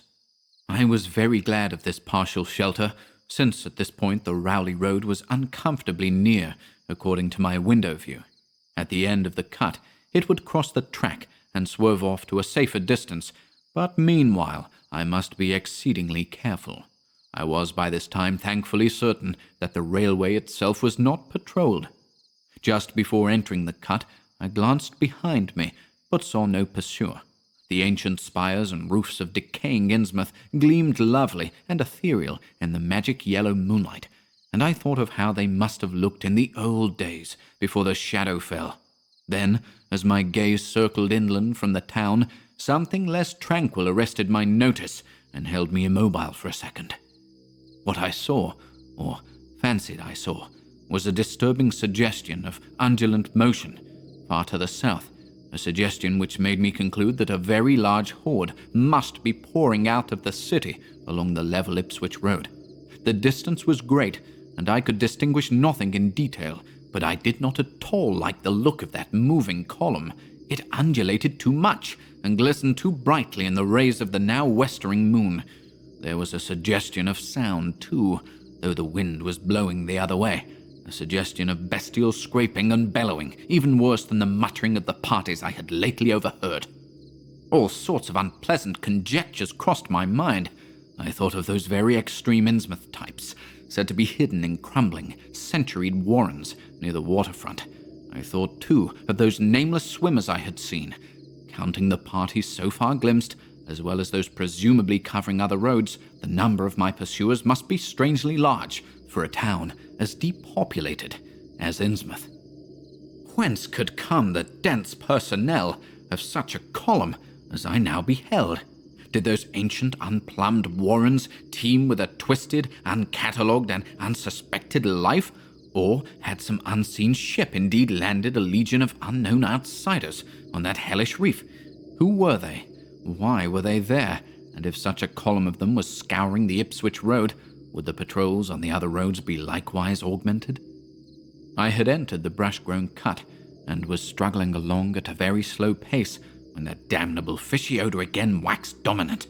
Had the wind suddenly changed eastward, so that it blew in from the sea and over the town? It must have, I concluded, since I now began to hear shocking guttural murmurs from that hitherto silent direction.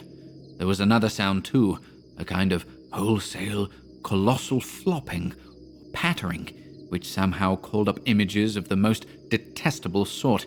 It made me think illogically of that unpleasantly undulating column on the far-off Ipswich Road.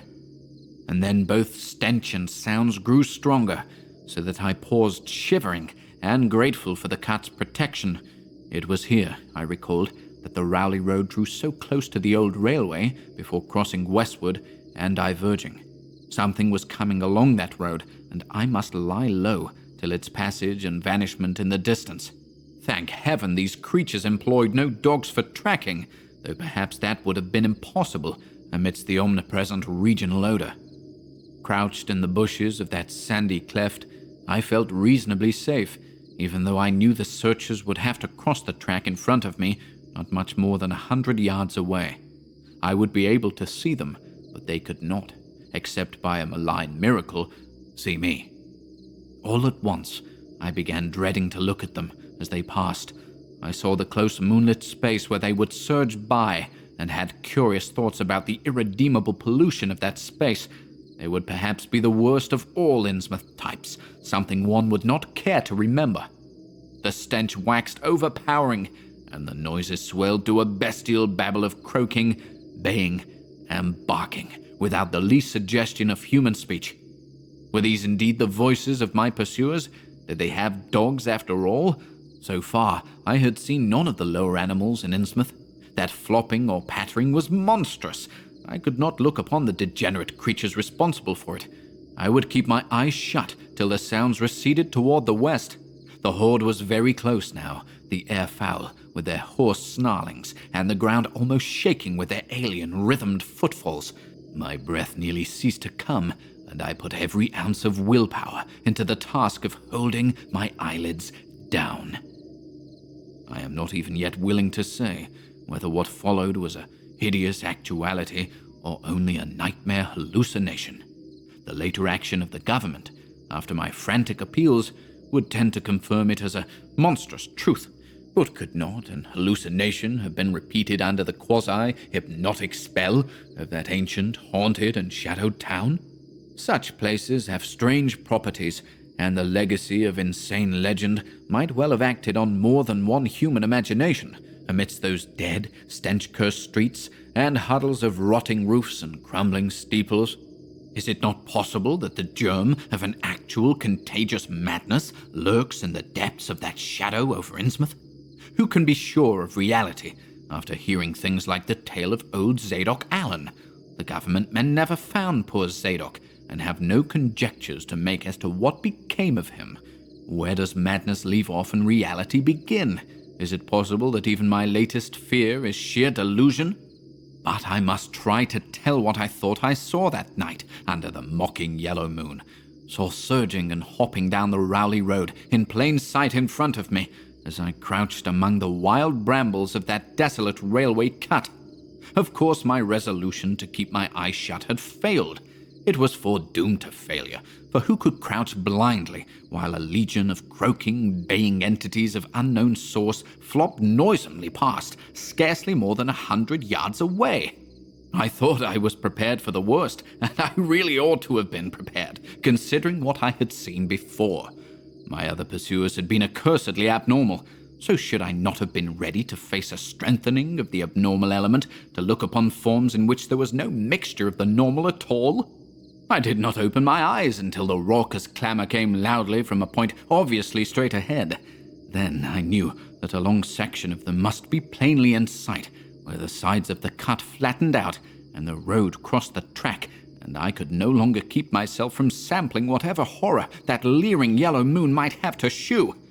It was the end, for whatever remains to me of life on the surface of this earth, of every vestige of mental peace and confidence in the integrity of nature and of the human mind.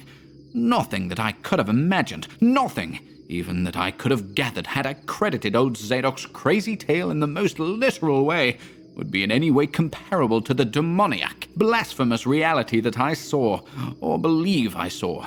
I have tried to hint what it was in order to postpone the horror of writing it down boldly. Can it be possible that this planet has actually spawned such things?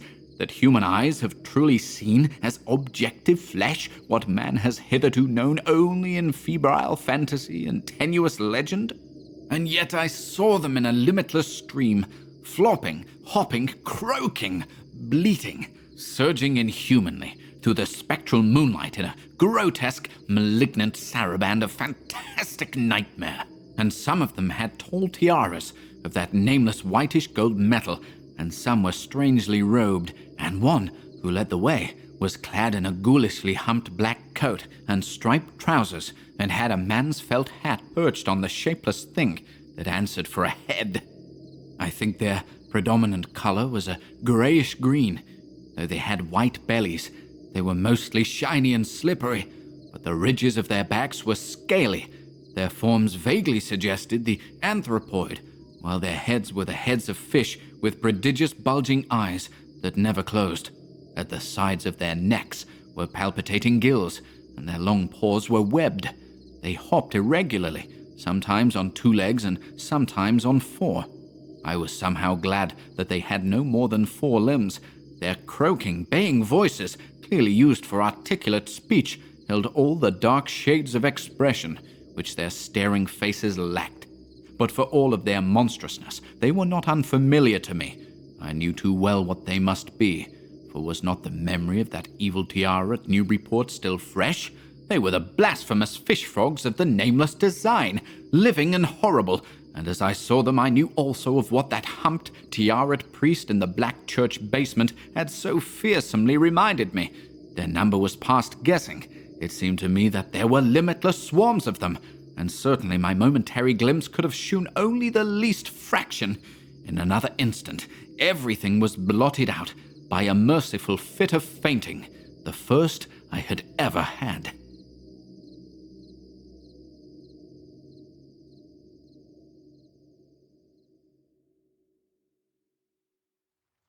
"5. It was a gentle daylight rain that awaked me from my stupor in the brush-grown railway cut, and when I staggered out to the roadway ahead, I saw no trace of any prints in the fresh mud. The fishy odor, too, was gone. Innsmouth's ruined roofs and toppling steeples loomed up greyly toward the southeast, but not a living creature did I spy in all the desolate salt marshes around. My watch was still going, and told me that the hour was past noon. The reality of what I had been through was highly uncertain in my mind, but I felt that something hideous lay in the background. I must get away from evil-shadowed Innsmouth, and accordingly I began to test my cramped, wearied powers of locomotion. Despite weakness, hunger, horror, and bewilderment, I found myself after a long time able to walk, so started slowly along the muddy road to Rowley. Before evening, I was in the village, getting a meal and providing myself with presentable clothes.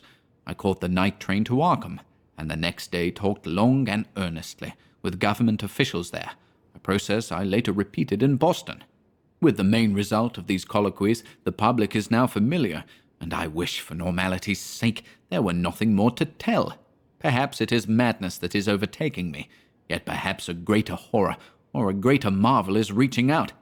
As may well be imagined, I gave up most of the foreplanned features of the rest of my tour, the scenic, architectural, and antiquarian diversions on which I had counted so heavily, nor did I dare look for that piece of strange jewelry said to be in the Miskatonic University Museum. I did, however, improve my stay in Arkham by collecting some genealogical notes I had long wished to possess, very rough and hasty data, it is true, but capable of good use later on, when I might have time to collate and codify them. The curator of the Historical Society there, Mr. E. Lapham Peabody, was very courteous about assisting me, and expressed unusual interest when I told him I was a grandson of Eliza Orne of Arkham, who was born in 1867, and had married James Williamson of Ohio at the age of 17. It seemed that a maternal uncle of mine had been there many years before, on a quest much like my own, that my grandmother's family was a topic of some local curiosity. There had, Mr. Peabody said, been considerable discussion about the marriage of her father, Benjamin Orne, just after the Civil War, since the ancestry of the bride was peculiarly puzzling. That bride was understood to have been an orphaned Marsh of New Hampshire, a cousin of the Essex County Marshes, but her education had been in France, and she knew very little of her family. A guardian had deposited funds in a Boston bank to maintain her and her French governess, but that guardian's name was unfamiliar to Arkham people, and in time he dropped out of sight, so that the governess assumed his role by court appointment. The Frenchwoman, now long dead, was very taciturn, and there were those who said she could have told more than she did. But the most baffling thing was the inability of anyone to place the recorded parents of the young woman, Enoch and Lydia Meserve Marsh, among the known families of New Hampshire. Possibly, many suggested, she was the natural daughter of some Marsh of prominence. She certainly had the true Marsh eyes. Most of the puzzling was done after her early death, which took place at the birth of my grandmother, her only child. Having formed some disagreeable impressions connected with the name of Marsh, I did not welcome the news that it belonged on my own ancestral tree, nor was I pleased by Mr. Peabody's suggestion that I had the true Marsh eyes myself. However, I was grateful for data which I knew would prove valuable, and took copious notes and lists of book references regarding the well-documented Orne family. I went directly home to Toledo from Boston, and later spent a month at Mormy, recuperating from my ordeal. In September, I entered Oberlin for my final year, and from then till the next June was busy with studies and other wholesome activities, reminded of the bygone terror only by occasional official visits from government men in connection with the campaign which my pleas and evidence had started. Around the middle of July, just a year after the Innsmouth experience, I spent a week with my late mother's family in Cleveland, checking some of my new genealogical data with the various notes, traditions, and bits of heirloom material in existence there, and seeing what kind of connected chart I could construct. I did not exactly relish the task, for the atmosphere of the Williamson home had always depressed me. There was a strain of morbidity there, and my mother had never encouraged my visiting her parents as a child, although she always welcomed her father when he came to Toledo. My Arkham-born grandmother had seemed strange and almost terrifying to me, and I do not think I grieved when she disappeared. I was 8 years old then, and it was said that she had wandered off in grief after the suicide of my Uncle Douglas, her eldest son. He had shot himself after a trip to New England, the same trip, no doubt, which had caused him to be recalled at the Arkham Historical Society. This uncle had resembled her, and I had never liked him either. Something about the staring, unwinking expression of both of them had given me a vague, unaccountable uneasiness. My mother and Uncle Walter had not looked like that. They were like their father, though poor little cousin Lawrence, Walter's son, had been an almost perfect duplicate of his grandmother before his condition took him to the permanent seclusion of a sanitarium at Canton. I had not seen him in 4 years, but my uncle once implied that his state, both mental and physical, was very bad. This worry had probably been a major cause of his mother's death 2 years before. My grandfather and his widowed son Walter now comprised the Cleveland household, but the memory of older times hung thickly over it. I still disliked the place and tried to get my researches done as quickly as possible.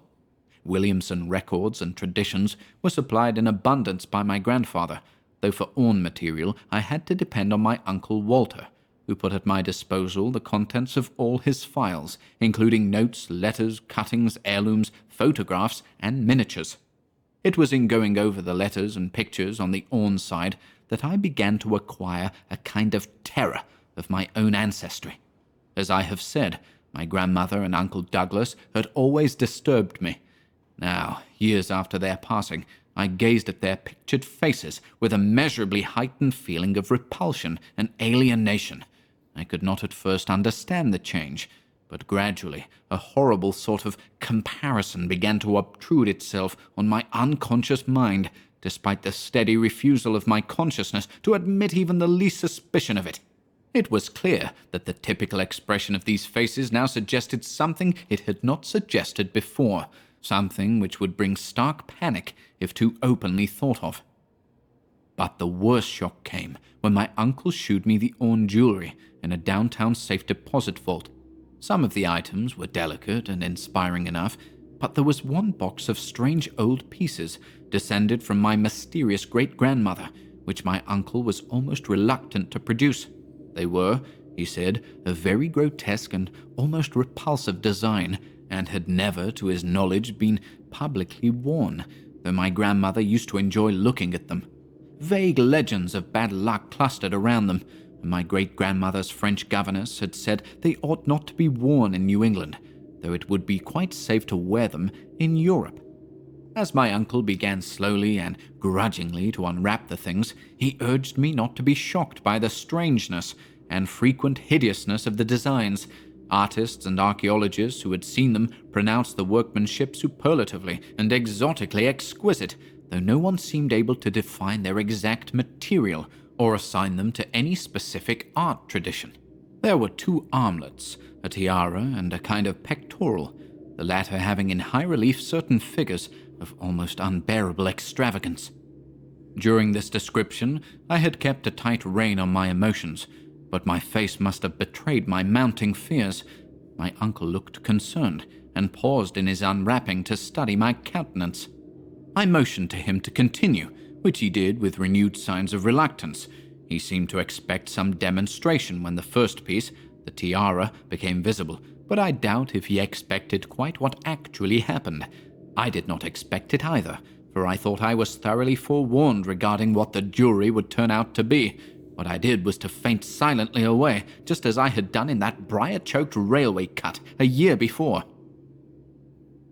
From that day on, my life has been a nightmare of brooding and apprehension, nor do I know how much is hideous truth and how much madness. My great-grandmother had been a Marsh of unknown source, whose husband lived in Arkham, and did not old Zadok say that the daughter of Obed Marsh, by a monstrous mother, was married to an Arkham man through a trick? What was it the ancient toper had muttered about the likeness of my eyes to Captain Obed's? In Arkham, too, the curator had told me I had the true Marsh eyes. Was Obed Marsh my own great-great-grandfather? Who, or what, then, was my great-great-grandmother? But perhaps this was all madness. Those whitish gold ornaments might easily have been bought from some Innsmouth sailor by the father of my great-grandmother, whoever he was. And that look in the staring-eyed faces of my grandmother and self-slain uncle might be sheer fancy on my part, sheer fancy, bolstered up by the Innsmouth shadow, which had so darkly coloured my imagination. But why had my uncle killed himself after an ancestral quest in New England? For more than 2 years, I fought off these reflections with partial success. My father secured me a place in an insurance office, and I buried myself in routine as deeply as possible. In the winter of 1930-31, however, the dreams began. They were very sparse and insidious at first, but increased in frequency and vividness as the weeks went by. Great watery spaces opened out before me, and I seemed to wander through titanic sunken porticos and labyrinths of weedy cyclopean walls, with grotesque fishes as my companions.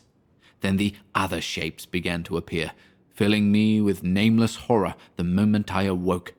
But during the dreams they did not horrify me at all. I was one with them, wearing their unhuman trappings, treading their aqueous ways, and praying monstrously at their evil sea-bottom temples. There was much more than I can remember, but even what I did remember each morning would be enough to stamp me as a madman, or a genius if ever I dared write it down. Some frightful influence, I felt, was seeking gradually to drag me out of the sane world of wholesome life into unnameable abysses of blackness and alienage, and the process told heavily on me. My health and appearance grew steadily worse, till finally I was forced to give up my position and adopt the static, secluded life of an invalid. Some odd nervous affliction had me in its grip, and I found myself at times almost unable to shut my eyes. It was then that I began to study the mirror with mounting alarm. The slow ravages of disease are not pleasant to watch, but in my case there was something subtler and more puzzling in the background. My father seemed to notice it too, for he began looking at me curiously and almost affrightedly. What was taking place in me? Could it be that I was coming to resemble my grandmother and Uncle Douglas? One night I had a frightful dream in which I met my grandmother under the sea. She lived in a phosphorescent palace of many terraces, with gardens of strange leprous corals and grotesque brachiate efflorescences, and welcomed me with a warmth that may have been sardonic. She had changed, as those who take to the water change, and told me she had never died. Instead, she had gone to a spot her dead son had learned about, and had leaped to a realm whose wonders, destined for him as well, he had spurned with a smoking pistol. This was to be my realm, too. I could not escape it. I would never die, but would live with those who had lived since before man ever walked the earth. I met also that which had been her grandmother. For 80,000 years, Pethalia had lived in Yaharnathle, and thither she had gone back after Obed Marsh was dead. Yaharnathle was not destroyed when the Upper Earth men shot death into the sea. It was hurt, but not destroyed. The Deep Ones could never be destroyed, even though the Paleogean magic of the Forgotten Old Ones might sometimes check them. For the present they would rest, but someday, if they remembered, they would rise again for the tribute great Cthulhu craved. It would be a city greater than Innsmouth next time. They had planned to spread, and had brought up that which would help them, but now they must wait once more. For bringing the Upper Earth men's death, I must do a penance, but that would not be heavy. This was the dream in which I saw a Shoggoth for the first time, and the sight set me awake in a frenzy of screaming. That morning, the mirror definitely told me I had acquired the Innsmouth look. So far, I have not shot myself, as my Uncle Douglas did. I bought an automatic, and almost took the step, but certain dreams deterred me. The tense extremes of horror are lessening, and I feel queerly drawn toward the unknown sea deeps instead of fearing them. I hear and do strange things in sleep, and awake with a kind of exaltation instead of terror. I do not believe I need to wait for the full change, as most have waited. If I did, my father would probably shut me up in a sanitarium, as my poor little cousin is shut up. Stupendous and unheard of splendors await me below, and I shall seek them soon. Yaril ya, Cthulhu Vertagen, ya, ya. No, I shall not shoot myself. I cannot be made to shoot myself. I shall plan my cousin's escape from that Canton madhouse, and together we shall go to marvel-shadowed Innsmouth. We shall swim out to that brooding reef in the sea, and dive down through black abysses to Cyclopean and many-columned Johanneth Lay, and in that lair of the Deep Ones we shall dwell amidst wonder and glory forever.